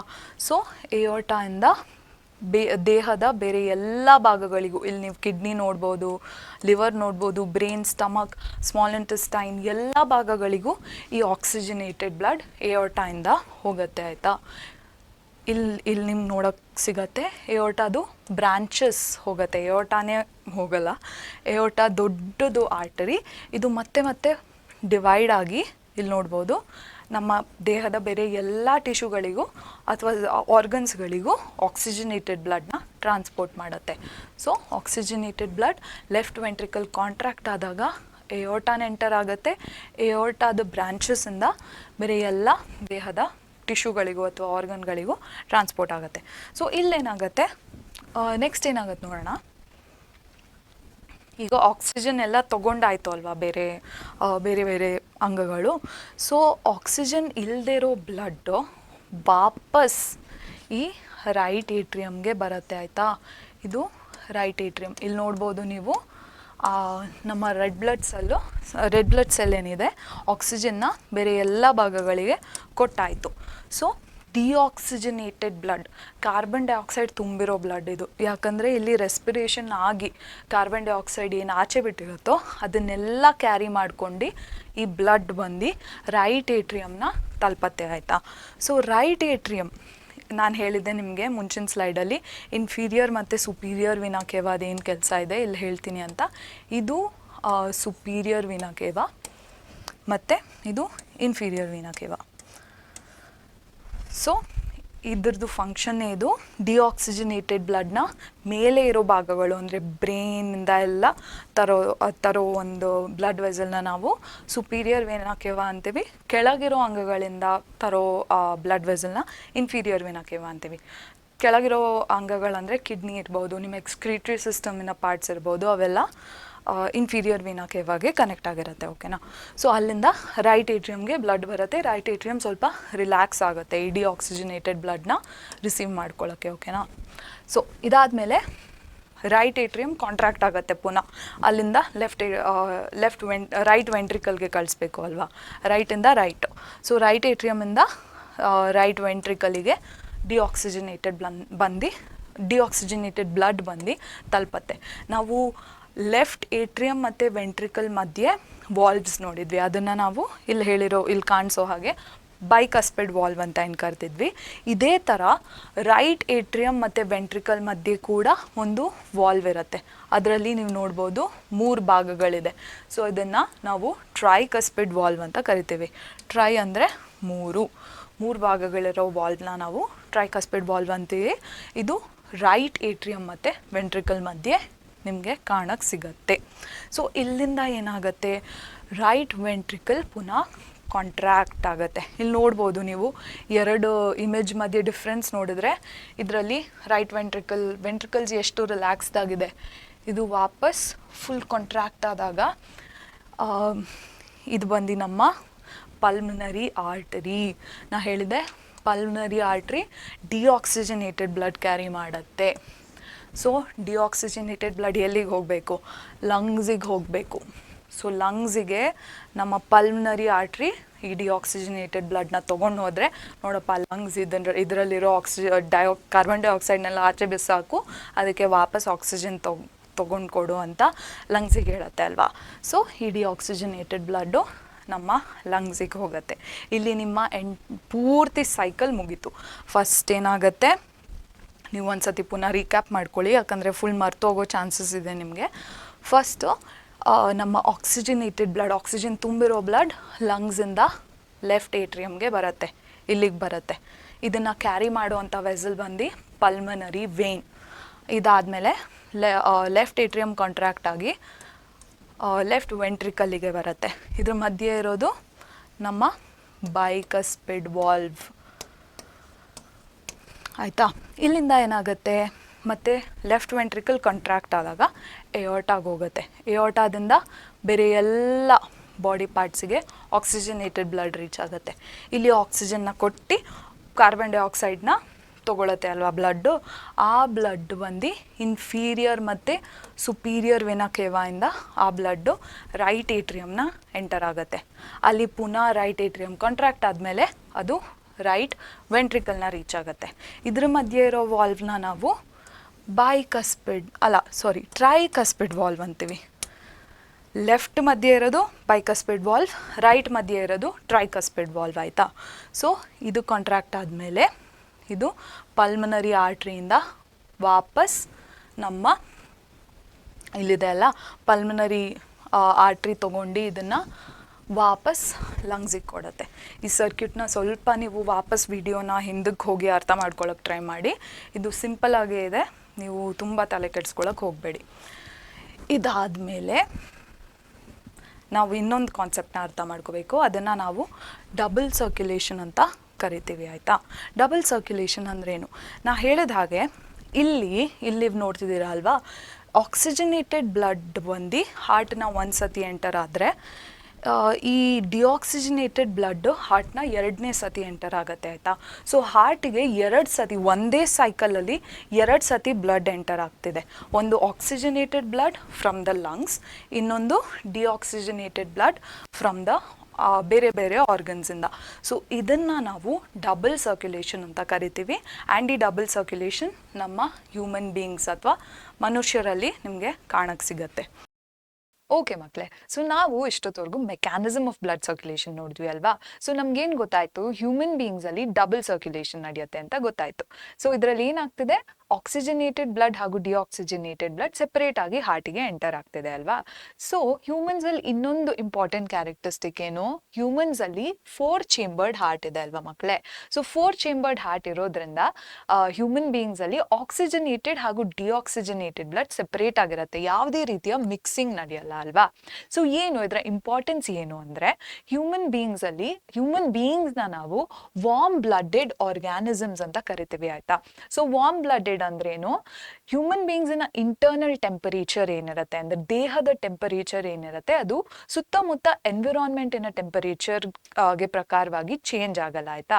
ಸೊ ಆಚೆ ಎಷ್ಟೇ ಜಾಸ್ತಿ ಅಥವಾ ಕಡಿಮೆ ಟೆಂಪರೇಚರ್ ಇದ್ರೂ ಹ್ಯೂಮನ್ ಬೀಯಿಂಗ್ಸ್ ಬಾಡಿಯ ಟೆಂಪರೇಚರ್ ಕಾನ್ಸ್ಟೆಂಟ್ ಆಗಿ ಇರುತ್ತೆ, ಆಯ್ತಾ. ಸೊ ಈ ಕಾನ್ಸ್ಟೆಂಟ್ ಟೆಂಪರೇಚರ್ನ ಮೇಂಟೈನ್ ಮಾಡೋಕ್ಕೆ ಜಾಸ್ತಿ ಎನರ್ಜಿ ಬೇಕು, ಆಯ್ತಾ ಮಕ್ಕಳೇ. ಸೊ ಹ್ಯೂಮನ್ಸಲ್ಲಿ ಹೈ ಎನರ್ಜಿ ರಿಕ್ವೈರ್ಮೆಂಟ್ ಇರುತ್ತೆ. ಸೊ ಈ ಹೈ ಎನರ್ಜಿ ರಿಕ್ವೈರ್ಮೆಂಟ್ನ ಮೀಟ್ ಮಾಡೋಕ್ಕೆ ನಮ್ಮ ಆಕ್ಸಿಜನೇಟೆಡ್ ಬ್ಲಡ್ ಹಾಗೂ ಡಿಆಕ್ಸಿಜನೇಟೆಡ್ ಬ್ಲಡ್ ಸೆಪರೇಟ್ ಆಗಿರಬೇಕು. ಯಾಕಂದರೆ ಜಾಸ್ತಿ ಮಟ್ಟದಲ್ಲಿ ಸೆಲ್ಸಿಗೆ ಆಕ್ಸಿಜನ್ ರೀಚ್ ಆದಾಗ ಮಾತ್ರ ಅದು ರೆಸ್ಪಿರೇಷನ್ನ ಜಾಸ್ತಿ ಮಟ್ಟದಲ್ಲಿ ನಡೆಸಿ ಜಾಸ್ತಿ ಎನರ್ಜಿನ ಪ್ರೊವೈಡ್ ಮಾಡೋಕ್ಕೆ ಸಾಧ್ಯ ಅಲ್ವಾ. ಆ್ಯಂಡ್ ಆ ಎನರ್ಜಿನ ಇಟ್ಕೊಂಡು ಟೆಂಪರೇಚರ್ನ ಹ್ಯೂಮನ್ ಬೀಯಿಂಗ್ಸ್ ಮೇಂಟೈನ್ ಮಾಡ್ತಾರೆ. ಸೊ ನಮ್ಮ ಹ್ಯೂಮನ್ ಬೀಯಿಂಗ್ಸ್ ಅಲ್ಲದೆ ನಮ್ಮ ಬರ್ಡ್ಸ್ ರೀತಿಯ ಬರ್ಡ್ಸ್ ಆರ್ಗ್ಯಾನಿಸಮ್ಸ್ ಅಲ್ವಾ. ಸೊ ಬರ್ಡ್ಸಲ್ಲಿ ಕೂಡ 4 ಚೇಂಬರ್ಡ್ ಹಾರ್ಟ್ ಇರುತ್ತೆ. ಆ್ಯಂಡ್ ಆಕ್ಸಿಜನೇಟೆಡ್ ಹಾಗೂ ಡಿಆಕ್ಸಿಜನೇಟೆಡ್ ಬ್ಲಡ್ ಮಿಕ್ಸ್ ಆಗಲ್ಲ. ಆ್ಯಂಡ್ ಬರ್ಡ್ಸಲ್ಲಿ ಸಹ ಹೈ ಎನರ್ಜಿ ರಿಕ್ವೈರ್ಮೆಂಟ್ ಇರುತ್ತೆ. ಆ್ಯಂಡ್ ಬರ್ಡ್ಸಲ್ಲಿ ಕೂಡ ಡಬಲ್ ಸರ್ಕ್ಯುಲೇಷನ್ ನಡೆಯುತ್ತೆ, ಆಯ್ತಾ ಮಕ್ಕಳೇ. ಸೊ ಇದು ನಮ್ಮ ಹ್ಯೂಮನ್ಸ್ ಹಾಗೂ ಬರ್ಡ್ಸಿನ ಬಗ್ಗೆ. ನೆಕ್ಸ್ಟ್ ನಾವು ಇನ್ನೊಂದು ರೀತಿಯ ಆರ್ಗ್ಯಾನಿಸಮ್ಸ್ನ ನೋಡೋಣ. ಆ ಆರ್ಗ್ಯಾನಿಸಮ್ಸ್ ಬಂದು ರೆಪ್ಟೈಲ್ಸ್ ಹಾಗೂ ಆಂಫಿಬಿಯನ್ಸ್, ಆಯ್ತಾ. ಸೊ ರೆಪ್ಟೈಲ್ಸ್ ಆಂಫಿಬಿಯನ್ಸ್ ನಿಮಗೆ ಗೊತ್ತೇ ಇರುತ್ತೆ. ಲಿಸರ್ಡ್ಸ್ ಹಾಗೂ ಫ್ರಾಗ್ಸ್ ಏನಿರುತ್ತೆ ಇದರಲ್ಲಿ 4 ಚೇಂಬರ್ಡ್ ಹಾರ್ಟಿನ ಬದಲು 3 ಚೇಂಬರ್ಡ್ ಹಾರ್ಟ್ ಇರುತ್ತೆ, ಆಯ್ತಾ. ಅಂದರೆ ಮೋಸ್ಟ್ ಆಫ್ ದ ರೆಪ್ಟೈಲ್ಸ್ ಹಾಗೂ ಆಂಫಿಬಿಯನ್ಸಲ್ಲಿ ಒಂದಷ್ಟು ಅಂದರೆ ಕ್ರೊಕೊಡೈಲ್ ರೀತಿಯ ರೆಪ್ಟೈಲ್ಸಲ್ಲಿ 4 ಚೇಂಬರ್ಡ್ ಹಾರ್ಟ್ ಇರುತ್ತೆ, ಬಟ್ ಅದು ಬಂದು ಎಕ್ಸೆಪ್ಷನ್, ಆಯ್ತಾ ಮಕ್ಕಳೇ. ಸೊ ಈ 3 ಚೇಂಬರ್ಡ್ ಹಾರ್ಟ್ ಇರೋದ್ರಿಂದ ಏನಾಗ್ತಿದೆ ಅಂದರೆ ಬ್ಲಡ್ ಏನಿದೆ ಆಕ್ಸಿಜನೇಟೆಡ್ ಹಾಗೂ ಡಿಆಕ್ಸಿಜನೇಟೆಡ್ ಬ್ಲಡ್ ಏನಿದೆ ಅದು ಸ್ವಲ್ಪ ಪ್ರಮಾಣದಲ್ಲಿ ಮಿಕ್ಸ್ ಆಗತ್ತೆ, ಆಯ್ತಾ. ಸೊ ಇಲ್ಲಿ ನೋಡ್ತಿರ್ಬೋದು ಇದು ಸೆಕೆಂಡ್ ಒನ್, ಆಯ್ತಾ. ಸೊ ಈ ಆರ್ಗ್ಯಾನಿಸಮ್ಸಲ್ಲಿ 3 ಚೇಂಬರ್ಡ್ ಹಾರ್ಟ್ ಇದೆ. ಸೊ ಸ್ವಲ್ಪ ಪ್ರಮಾಣಕ್ಕೆ ಆಕ್ಸಿಜನೇಟೆಡ್ ಬ್ಲಡ್ ಹಾಗೂ ಡಿಆಕ್ಸಿಜನೇಟೆಡ್ ಬ್ಲಡ್ ಮಿಕ್ಸ್ ಆಗ್ತಿದೆ. ಈಗ ಮಿಕ್ಸ್ ಆಗ್ತಿದೆ, ಬಟ್ ಅದರಿಂದ ಏನು ಡ್ರಾಬ್ಯಾಕ್ ಇಲ್ಲ. ಯಾಕಂದರೆ ಈ ಆರ್ಗ್ಯಾನಿಸಮ್ಸ್ ಏನಿದೆ ರೆಪ್ಟೈಲ್ಸ್ ಹಾಗೂ ಆಂಫಿಬಿಯನ್ಸ್ ಇದನ್ನು ನಾವು ಕೋಲ್ಡ್ ಬ್ಲಡೆಡ್ ಆರ್ಗ್ಯಾನಿಸಮ್ಸ್ ಅಂತ ಕರಿತೀವಿ. ಕೋಲ್ಡ್ ಬ್ಲಡೆಡ್ ಅಂದ್ರೇನು? ಈ ಆರ್ಗ್ಯಾನಿಸಮ್ಸಲ್ಲಿ ಸುತ್ತಮುತ್ತ ಇರುವಂತಹ ಎನ್ವಿರಾನ್ಮೆಂಟ್ ಟೆಂಪರೇಚರ್ ಪ್ರಕಾರ ತನ್ನ ದೇಹದ ಟೆಂಪರೇಚರ್ ಕೂಡ ಈ ಆರ್ಗ್ಯಾನಿಸಮ್ಸ್ ಚೇಂಜ್ ಮಾಡುತ್ತವೆ, ಆಯ್ತಾ. ಸೊ ಅದರಿಂದ ಎನರ್ಜಿ ರಿಕ್ವೈರ್ಮೆಂಟ್ ಏನಿದೆ ಈ ಆರ್ಗ್ಯಾನಿಸಮ್ಸಲ್ಲಿ ಕಡಿಮೆ ಪ್ರಮಾಣದಲ್ಲಿ ಇರುತ್ತೆ. ಸೊ ಅದಕ್ಕೆ ಜಾಸ್ತಿ ಆಕ್ಸಿಜನ್ ನೆಸೆಸಿಟಿ ಇರಲ್ಲ, ಆಯ್ತಾ. ಸೊ ಅದಕ್ಕಾಗಿ 3 ಚೇಂಬರ್ಡ್ ಹಾರ್ಟ್ ಇರುತ್ತೆ. ಮತ್ತೆ ಸ್ವಲ್ಪ ಪ್ರಮಾಣದಲ್ಲಿ ಆಕ್ಸಿಜನ್ ಹಾಗೂ ಡಿಆಕ್ಸಿಜನೇಟೆಡ್ ಬ್ಲಡ್ ಮಿಕ್ಸ್ ಆಗುತ್ತೆ. ಆ್ಯಂಡ್ ಈ ಆರ್ಗ್ಯಾನಿಸಮ್ಸ್ ಅಲ್ಲಿ ಕೂಡ ಡಬಲ್ ಸರ್ಕ್ಯುಲೇಷನ್ನ ನಾವು ಕಾಣಬಹುದು, ಆಯ್ತಾ ಮಕ್ಕಳೇ. ನೆಕ್ಸ್ಟ್ ನಾವು ಲಾಸ್ಟ್ ಟೈಪ್ ಆಫ್ ಆರ್ಗ್ಯಾನಿಸಮ್ಸ್ ನೋಡೋಣ. ಅದು ಬಂದು ನಮ್ಮ ಫಿಶಸ್, ಆಯ್ತಾ. ಸೊ ಫಿಶಸ್ ಬಂದು ಇಲ್ಲಿ ಈ ಡಯಾಗ್ರಾಮ್ ಏನಿದೆ ಇದು ಫಿಶಸ್ ಅಲ್ಲಿ ಸರ್ಕ್ಯುಲೇಷನ್ನ ತೋರಿಸ್ತಿದೆ, ಆಯ್ತಾ. ಸೊ ನಾನು ರೆಸ್ಪಿರೇಷನ್ ಮಾಡ್ಬೇಕಾದ್ರೆ ನಿಮ್ಗೆ ಹೇಳಿದೆ ಫಿಶಸ್ ಹೇಗೆ ಆಕ್ಸಿಜನ್ನ ಒಬ್ಟೈನ್ ಮಾಡುತ್ತವೆ. ಫಸ್ಟು ಬಾಯಿಂದ ವಾಟರ್ನ ಕನ್ಸ್ಯೂಮ್ ಮಾಡುತ್ತೆ. ಆ್ಯಂಡ್ ಈ ವಾಟರ್ನ ಗಿಲ್ಸ್ ಮೂಲಕ ಅದು ಪುಷ್ ಔಟ್ ಮಾಡುತ್ತೆ ಅಲ್ವಾ. And Gilles is richly supplied with blood vessels ಅಲ್ವಾ ಮಕ್ಕಳೇ. ಸೊ ಆ ಬ್ಲಡ್ ವೆಸಲ್ಸ್ ಏನಿದೆ ಆಕ್ಸಿಜನ್ನ ತೊಗೊಂಡ್ಬಿಡತ್ತೆ, ಆಯ್ತಾ. ಸೊ ಇಲ್ಲಿ ನೀವು ಈ ಡಯಾಗ್ರಾಮ್ನ ಅಬ್ಸರ್ವ್ ಮಾಡಿ. ಈ ಡಯಾಗ್ರಾಮಲ್ಲಿ ಗಿಲ್ಸ್ ಇದೆ ಫಸ್ಟು. ಸೊ ಗಿಲ್ಸು ಆಕ್ಸಿಜನೇಟೆಡ್ ಬ್ಲಡ್ನ ತಗೊಳುತ್ತೆ ಮತ್ತು ಇಡೀ ಬಾಡಿಗೆ ಅದು ಸರ್ಕ್ಯುಲೇಟ್ ಆಗುತ್ತೆ ಆಯಿತಾ, ಗಿಲ್ಸಿಂದ ಬರ್ತಿರುವಂಥ ಆಕ್ಸಿಜನೇಟೆಡ್ ಬ್ಲಡ್. ಮತ್ತು ಬಾಡಿಯಲ್ಲಿ ಪ್ರೊಡ್ಯೂಸ್ ಆಗ್ತಿರುವಂತಹ ಕಾರ್ಬನ್ ಡೈಆಕ್ಸೈಡ್ ಏನಿದೆ, ಆ ಡಿಆಕ್ಸಿಜನೇಟೆಡ್ ಬ್ಲಡ್ ಬೇಸಿಕಲಿ ಏನಿದೆ ಅದು ವಾಪಸ್ ಹಾರ್ಟಿಗೆ ಹೋಗುತ್ತೆ. ಸೊ ಹಾರ್ಟಿಗೆ ಬರೀ ಏನು ಡಿಆಕ್ಸಿಜನೇಟೆಡ್ ಬ್ಲಡ್ ಮಾತ್ರ ಹೋಗ್ತಿದೆ ಆಯಿತಾ. ಸೊ ಆಕ್ಸಿಜನೇಟೆಡ್ ಬ್ಲಡ್ ಎಲ್ಲೂ ಹಾರ್ಟ್ನ ಎಂಟರ್ ಆಗ್ತಿಲ್ಲ. ಸೊ ಈ ಸಿನಾರಿಯೋ ಅಥವಾ ಈ ಸಿಚುವೇಶನ್ನ ನಾವು ಸಿಂಗಲ್ ಸರ್ಕ್ಯುಲೇಷನ್ ಅಂತ ಕರಿತೀವಿ ಆಯ್ತಾ ಮಕ್ಕಳೇ. ಆ್ಯಂಡ್ ಫಿಶಸ್ಸು ಕೂಡ ಕೋಲ್ಡ್ ಬ್ಲಡೆಡ್ ಆರ್ಗ್ಯಾನಿಸಮ್. ಸೊ ಫಿಶಸ್ಸಿನ ಟೆಂಪರೇಚರ್ ಕೂಡ ಸುತ್ತಮುತ್ತ ಎನ್ವಿರಾನ್ಮೆಂಟಿನ ಪ್ರಕಾರ ಚೇಂಜ್ ಆಗುತ್ತೆ ಆಯಿತಾ. ಸೊ ಇದು ಸಿಂಗಲ್ ಸರ್ಕ್ಯುಲೇಷನ್, ಯಾಕಂದರೆ ಬ್ಲಡ್ ಹಾರ್ಟಿಗೆ ಬ್ಲಡ್ ಒಂದೇ ಸತಿ ಹೋಗ್ತಿರೋದು ಅಂತ ನೀವು ಚೆನ್ನಾಗಿ ನೆನ್ಪಿಟ್ಕೋಬೇಕು. ಆ್ಯಂಡ್ ಫಿಶಸ್ ಏನಿದೆ ಇದರಲ್ಲಿ 2 ಚೇಂಬರ್ಡ್ ಹಾರ್ಟ್ಸ್ ಇರುತ್ತೆ ಆಯಿತಾ. ಬರ್ಡ್ಸ್ ಇನ್ ಹ್ಯೂಮನ್ ಬೀಯಿಂಗ್ಸಲ್ಲಿ 4, ರೆಪ್ಟೈಲ್ಸ್ ಹಾಗೂ ಆಂಫಿಬಿಯನ್ಸಲ್ಲಿ 3 ಮತ್ತು ಫಿಶಸಲ್ಲಿ 2 ಚೇಂಬರ್ಡ್ ಹಾರ್ಟ್ಸ್ ಇರುತ್ತೆ. ಆ್ಯಂಡ್ ಫಿಶಸ್ಸಿನ ಏನು ಎನರ್ಜಿ ರಿಕ್ವೈರ್ಮೆಂಟ್ ಕೂಡ ಲೋ ಇರುತ್ತೆ, ಬಿಕಾಸ್ ಇವು ಕೋಲ್ಡ್ ಬ್ಲಡೆಡ್ ಆರ್ಗ್ಯಾನಿಸಮ್ಸ್. ಇನ್ನೊಂದೇನೆಂದರೆ ಫಿಶಸಲ್ಲಿ ಯಾವುದೇ ರೀತಿಯ ಮಿಕ್ಸಿಂಗ್ ಕಾಣಿಸಲ್ಲ ಆಫ್ ಡಿಆಕ್ಸಿಜನೇಟೆಡ್ ಹಾಗೂ ಆಕ್ಸಿಜನೇಟೆಡ್ ಬ್ಲಡ್, ಯಾಕಂದರೆ ಹಾರ್ಟಿಗೆ ಹೋಗ್ತಿರೋದು ಬರೀ ಡಿಆಕ್ಸಿಜನೇಟೆಡ್ ಬ್ಲಡ್ ಆಗಿರೋದ್ರಿಂದ ಯಾವುದೇ ರೀತಿಯ ಮಿಕ್ಸಿಂಗ್ ನಮ್ಮ ಫಿಶಸಲ್ಲಿ ಕಾಣಿಸಲ್ಲ ಆಯಿತಾ. ಸೊ ಇದು ಟೈಪ್ಸ್ ಆಫ್ ಸರ್ಕ್ಯುಲೇಷನ್ ನಾವು ಕಲ್ತಿರೋದು ಬೇರೆ ಬೇರೆ ಆರ್ಗ್ಯಾನಿಸಮ್ಸಲ್ಲಿ. ನೆಕ್ಸ್ಟ್ ನಾವು ಬ್ಲಡ್ ಪ್ರೆಷರ್ ಅನ್ನೋ ಒಂದು ಚಿಕ್ಕ ಕಾನ್ಸೆಪ್ಟ್ನ ಕವರ್ ಮಾಡೋಣ ಆಯಿತಾ. ಈಗ ನಾವು ಈ ಟಾಪಿಕ್ಕಿನ ಕೊನೆಯ ಒಂದು ಭಾಗನ ಅರ್ಥ ಮಾಡ್ಕೊಳ್ಳೋಕೆ ಟ್ರೈ ಮಾಡೋಣ ಆಯಿತಾ. ಯಾವುದಿದು ಕಾನ್ಸೆಪ್ಟ್? Blood pressure. ಈಗ ನೀವು ಎಷ್ಟೊಂದು ಸತಿ ಬಿ ಪಿ ಜಾಸ್ತಿ ಆಗಿದೆ, ಬಿ ಪಿ ಕಡಿಮೆ ಆಗಿದೆ, ನಮ್ಮ ಅಮ್ಮಂಗೆ ಬಿ ಪಿ ಜಾಸ್ತಿ ಹರ್ಚ್ಕೋತಾರೆ ಅಂತ ಎಲ್ಲ ಅನ್ಕೋತಿರ್ತೀರ ಅಲ್ವಾ. ಬಿ ಪಿ ಅಂದ್ರೇನು? ಬಿ ಪಿ ಅಂದ್ರೇ ಬ್ಲಡ್ ಪ್ರೆಷರ್ ಆಯಿತಾ. ಯಾವುದ್ರದ್ದು ಪ್ರೆಷರ್ ಅಂದರೆ ಒತ್ತಡ ಅಲ್ವಾ. ಯಾವುದು ಏನದ್ರ ಮೇಲೆ ಒತ್ತಡ ಆಗ್ತಿದೆ ಅಂತ ಅರ್ಥ ಮಾಡ್ಕೊಳ್ಳೋಣ. Pressure exerted by the blood vessels, blood on the vessels ಅಲ್ವಾ. ಸೊ ಈ ರಕ್ತ ಏನಿದೆ ವೆಸಲ್ಸ್ ಅಥವಾ ಆ ಟ್ಯೂಬಿನ ಗೋಡೆಗಳ ಮೇಲೆ ಹಾಕುವಂತಹ ಒತ್ತಡನ ನಾವು ಬ್ಲಡ್ ಪ್ರೆಷರ್ ಅಂತ ಕರಿತೀವಿ. ಸೊ ಇದರಲ್ಲಿ ಎರಡು ರೀತಿಯ ಮೆಷರ್ಮೆಂಟ್ ಇರುತ್ತೆ ಆಯಿತಾ. ಒಂದು ಬಂದು systolic blood pressure. Systolic blood pressure ಏನಂದರೆ ವೆಂಟ್ರಿಕ್ಯುಲರ್ ಸಿಸ್ಟೋಲಿ ಆಗುವಾಗ ರಕ್ತ ಏನು ಬ್ಲಡ್ ವೆಸಲ್ಸ್ನ ಗೋಡೆ ಮೇಲೆ ಹಾಕುವಂಥ ಪ್ರೆಷರ್ನ ನಾವು ಸಿಸ್ಟೋಲಿಕ್ ಬ್ಲಡ್ ಪ್ರೆಷರ್ ಅಂತೀವಿ. ಸಿಸ್ಟೋಲಿ ಅಂದರೆ ಏನಿಲ್ಲ, ಸಿಸ್ಟೋಲಿ ಅಂದರೆ ಕಂಟ್ರಾಕ್ಷನ್ ಆಯಿತಾ. ಈಗ ನಾವು ಮಾತಾಡಿದ್ವಿ ಅಲ್ಲ, ವೆಂಟ್ರಿಕಲ್ಸ್ ಕಾಂಟ್ರಾಕ್ಟ್ ಆಗುತ್ತೆ.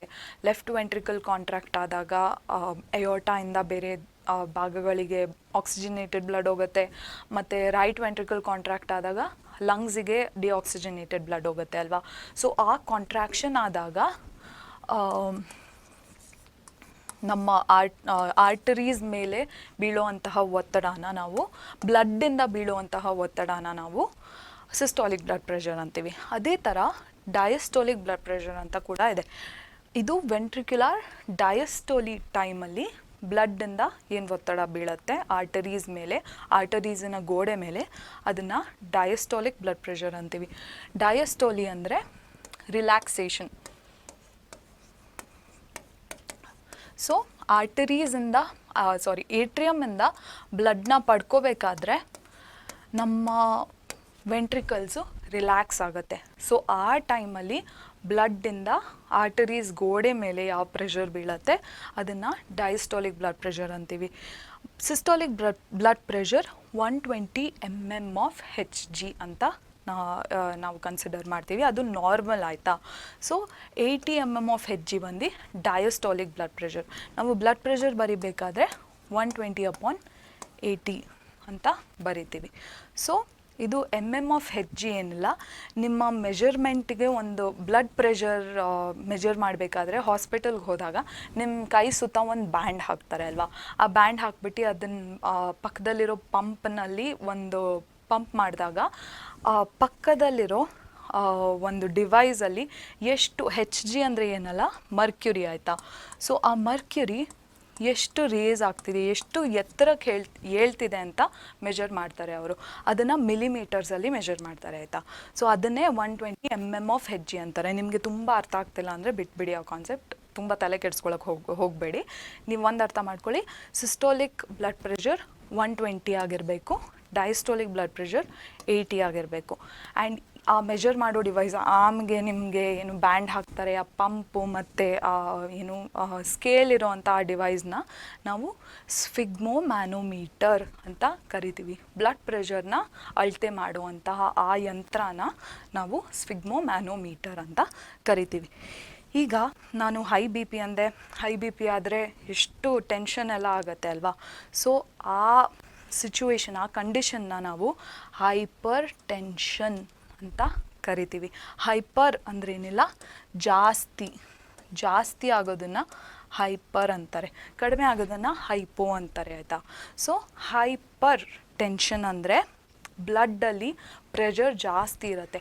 ಹೈ ಬ್ಲಡ್ ಪ್ರೆಷರ್ನ ನಾವು ಹೈಪರ್ ಟೆನ್ಷನ್ ಅಂತ ಕರಿತೀವಿ. ಈಗ ಯಾವಾಗ ಆಗುತ್ತೆ, ನಮಗೆ ಕೊಲೆಸ್ಟ್ರಾಲ್ ಎಲ್ಲ ಜಾಸ್ತಿ ಆದಾಗ ದೇಹದಲ್ಲಿ ಆ ಫ್ಯಾಟ್ ಕಂಟೆಂಟ್ ಏನಿರುತ್ತೆ ನಮ್ಮ ಆರ್ಟರೀಸ್ನ ಗೋಡೆಗೆ ಹೀಗೆ ಅಂಟ್ಕೊಂಡು ಕೂತ್ಬಿಡತ್ತೆ, ಆಯಿತಾ. ಸೊ ಜಾಗ ಜಾಸ್ತಿ ಅದೇ ಆಕ್ಯುಪೈ ಮಾಡೋಕ್ಕೆ ಸ್ಟಾರ್ಟ್ ಆಗುತ್ತೆ. ಆಗ ರಕ್ತಕ್ಕೆ ಓಡಾಡೋಕ್ಕೆ ಜಾಗ ತುಂಬ ಕಡಿಮೆ ಆಗುತ್ತೆ. ಅದನ್ನು ಬ್ಲಾಕ್ಡ್ ಆರ್ಟೀರಿಯೋಲ್ಸ್ ಅಂತೀವಿ ಅಲ್ವಾ, ಬ್ಲಾಕ್ಡ್ ಆರ್ಟರೀಸ್, ಆಯಿತಾ ಇದು. ಸೊ ಬ್ಲಡ್ಡಿಗೆ ಜಾಗ ಕಡಿಮೆ ಆಯಿತು, so resistance to blood flow, blood ಹೋಗೋಕ್ಕೆ ತುಂಬಾ ಕಷ್ಟ ಆಗುತ್ತೆ, ರೆಸಿಸ್ಟೆನ್ಸ್ ಜಾಸ್ತಿ ಇರುತ್ತೆ ಬ್ಲಡ್ ಫ್ಲೋಗೆ. ಆ್ಯಂಡ್ ಇದರಿಂದ ರಪ್ಚರ್ ಅಂದರೆ ಒಡೆಯೋದು, ಬ್ರೇಕೇಜ್ ಆಫ್ ಆರ್ಟರಿ ಆಗಬಹುದು. ಆ್ಯಂಡ್ ಅದರಿಂದ ಇಂಟರ್ನಲ್ ಬ್ಲೀಡಿಂಗ್, ದೇಹದ ಒಳಗೆ ಆಗುವಂಥ ಬ್ಲೀಡಿಂಗ್ನ ನಾವು ಇಂಟರ್ನಲ್ ಬ್ಲೀಡಿಂಗ್ ಅಂತ ಕರಿತೀವಿ. ಸೊ ಹೈಪರ್ ಟೆನ್ಷನ್ ಯಾವತ್ತೂ ಆಗಕ್ಕೆ ಬಿಡಬಾರ್ದು. ನಾವು ನಮ್ಮ ಡಯಟ್, ನಮ್ಮ ತಿನ್ನೋ ಊಟನ ನಾವು ಬ್ಯಾಲೆನ್ಸ್ಡ್ ಆಗಿ ತೊಗೊಂಡ್ರೆ ಹೈಪರ್ ಟೆನ್ಷನ್ ಎಲ್ಲ ಆಗೋವಂಥ ಸಾಧ್ಯತೆ ಕಡಿಮೆ ಆಗ್ಬೋದು. ಸೊ ಇದು ಮಕ್ಕಳೇ ನಮ್ಮ ಇವತ್ತಿನ ಟಾಪಿಕ್. ನಾವು ಟ್ರಾನ್ಸ್ಪೋರ್ಟೇಷನಲ್ಲಿ ಏನೇನು ಅರ್ಥ ಮಾಡ್ಕೊಂಡ್ವಿ ನೋಡೋಣ. ಫಸ್ಟ್ ನಾವು ಬ್ಲಡ್ ಸರ್ಕ್ಯುಲೇಷನ್ ಸಿಸ್ಟಮಲ್ಲಿ ಬ್ಲಡ್ ವೆಸಲ್ಸ್, ಬ್ಲಡ್ಡಲ್ಲಿ ಕಾಂಪೊನೆಂಟ್ಸ್ ಯಾವುದು, ನಮ್ಮ ಪ್ಲಾಸ್ಮಾ ಇರ್ಬೋದು, ನಮ್ಮ RBC WBC ಪ್ಲೇಟ್ಲೆಟ್ಸ್ ಎಲ್ಲ ಅರ್ಥ ಮಾಡ್ಕೊಂಡ್ವಿ. ಅದಾದಮೇಲೆ ಬ್ಲಡ್ ವೆಸಲ್ಸಲ್ಲಿ ಮೂರು ಥರ ವೆಸಲ್ಸು, ಅದು ಒಂದು ಆರ್ಟರೀಸ್, ವೇನ್ಸ್ ಮತ್ತು ಕ್ಯಾಪಿಲರೀಸ್ ಅರ್ಥ ಮಾಡ್ಕೊಂಡ್ವಿ. ಹಾರ್ಟನ್ನ ಅರ್ಥ ಮಾಡ್ಕೊಂಡ್ವಿ, ಹಾರ್ಟಿನ ಬೇರೆ ಬೇರೆ ಚೇಂಬರ್ಸನ್ನ ಅರ್ಥ ಮಾಡ್ಕೊಂಡ್ವಿ, ಮತ್ತು ಹಾರ್ಟಲ್ಲಿ ಸರ್ಕ್ಯುಲೇಷನ್ ಆಗುವಂತಹ ಮೆಕ್ಯಾನಿಸಮ್ನ ಕೂಡ ನಾವು ಅರ್ಥ ಮಾಡ್ಕೊಂಡ್ವಿ ಅಲ್ವಾ. ಅದರೊಟ್ಟಿಗೆ ನಾವು ಬ್ಲಡ್ ಸರ್ಕ್ಯುಲೇಷನ್ ಸಿಸ್ಟಮ್ ಒಟ್ಟಿಗೆ ಲಿಂಫ್ಯಾಟಿಕ್ ಸಿಸ್ಟಮ್ನ ಕೂಡ ಅರ್ಥ ಮಾಡ್ಕೊಂಡ್ವಿ. ಮತ್ತು ಹೋಮಿಯೋಥರ್ಮಿಕ್ ಅಥವಾ ವಾರ್ಮ್ ಬ್ಲಡೆಡ್ ಆರ್ಗ್ಯಾನಿಸಮ್ಸ್ ಅಂದ್ರೇನು, ಮತ್ತು ಪಾಯ್ಕಿಲೋಥರ್ಮಿಕ್ ಅಥವಾ ಕೋಲ್ಡ್ ಬ್ಲಡೆಡ್ ಆರ್ಗ್ಯಾನಿಸಮ್ಸ್ ಏನು ಅಂತಲೂ ಅರ್ಥ ಮಾಡ್ಕೊಂಡ್ವಿ. ಕೊನೆಗೆ ಬ್ಲಡ್ ಪ್ರೆಷರ್, BP ಅಂದ್ರೇನು, ಮತ್ತು ಹೈಪರ್ ಟೆನ್ಷನ್ ಅಥವಾ ಹೈ ಬ್ಲಡ್ ಪ್ರೆಷರ್ನ ಏನು ಕಾಸ್ ಮಾಡುತ್ತೆ ಮತ್ತು ಇದರಿಂದ ಏನೇನು ಎಫೆಕ್ಟ್ ಆಗುತ್ತೆ ಅಂತ ಕೂಡ ಅರ್ಥ ಮಾಡ್ಕೊಂಡಿದ್ದೀವಿ ನಾವು. ಸೊ ನಮ್ಮ ಟ್ರಾನ್ಸ್ಪೋರ್ಟೇಷನ್ ಸಿಸ್ಟಮ್, ನಮ್ಮ ಹ್ಯೂಮನ್ ಅಥವಾ ಮನುಷ್ಯ ದೇಹದಲ್ಲಿ ಯಾವ್ಯಾವ ಥರ ಬ್ಲಡ್ ಟ್ರಾನ್ಸ್ಪೋರ್ಟ್ ಆಗುತ್ತೆ, ಎಲ್ಲೆಲ್ಲಿಗಾಗುತ್ತೆ, ಅದರಲ್ಲಿ ಏನೇನಿರುತ್ತೆ ಅಂತ ಎಲ್ಲ ನಾವು ಇವತ್ತು ಅರ್ಥ ಮಾಡ್ಕೊಂಡಿದ್ವಿ. ನೆಕ್ಸ್ಟ್ ನಾವು ನಮ್ಮ ಮುಂದಿನ ವಿಡಿಯೋದಲ್ಲಿ ಈ ಗಿಡಗಳು ಮತ್ತು ಮರಗಳಲ್ಲಿ ಇದೇ ಥರ ಟ್ರಾನ್ಸ್ಪೋರ್ಟೇಷನ್ ಹೇಗಾಗುತ್ತೆ, ಅದರಲ್ಲಿ ರಕ್ತ ಅನ್ನೋದೊಂದಿರಲ್ಲ, ಅದು ಬಿಟ್ಟರೆ ಬೇರೆ ಬೇರೆ ಪದಾರ್ಥಗಳು ಹೇಗೆ ಎಲ್ಲೆಲ್ಲಿಗೆ ಏನೇನು ಥರ ಟ್ರಾನ್ಸ್ಪೋರ್ಟ್ ಆಗುತ್ತೆ ಅಥವಾ ಮೂವ್ಮೆಂಟ್ ಆಗುತ್ತೆ ಅಂತ ನಾವು ಅರ್ಥ ಮಾಡ್ಕೋತೀವಿ, ಆಯಿತಾ. ಸೊ ಇವತ್ತಿನ ಕ್ಲಾಸ್ ನಮ್ಮದು ಇಲ್ಲಿಗೆ ಮುಗಿಯುತ್ತೆ ಮಕ್ಕಳೇ. ನಾನು ನಿಮ್ಮನ್ನ ಮುಂದಿನ ವಿಡಿಯೋಲಿ ಮೀಟ್ ಮಾಡ್ತೀನಿ, ಆಯಿತಾ. So this is your screenshot signing off. ನಾವು ಮುಂದಿನ ವಿಡಿಯೋದಲ್ಲಿ ಮೀಟ್ ಮಾಡೋಣ. Thank you so much for joining us. Bye bye.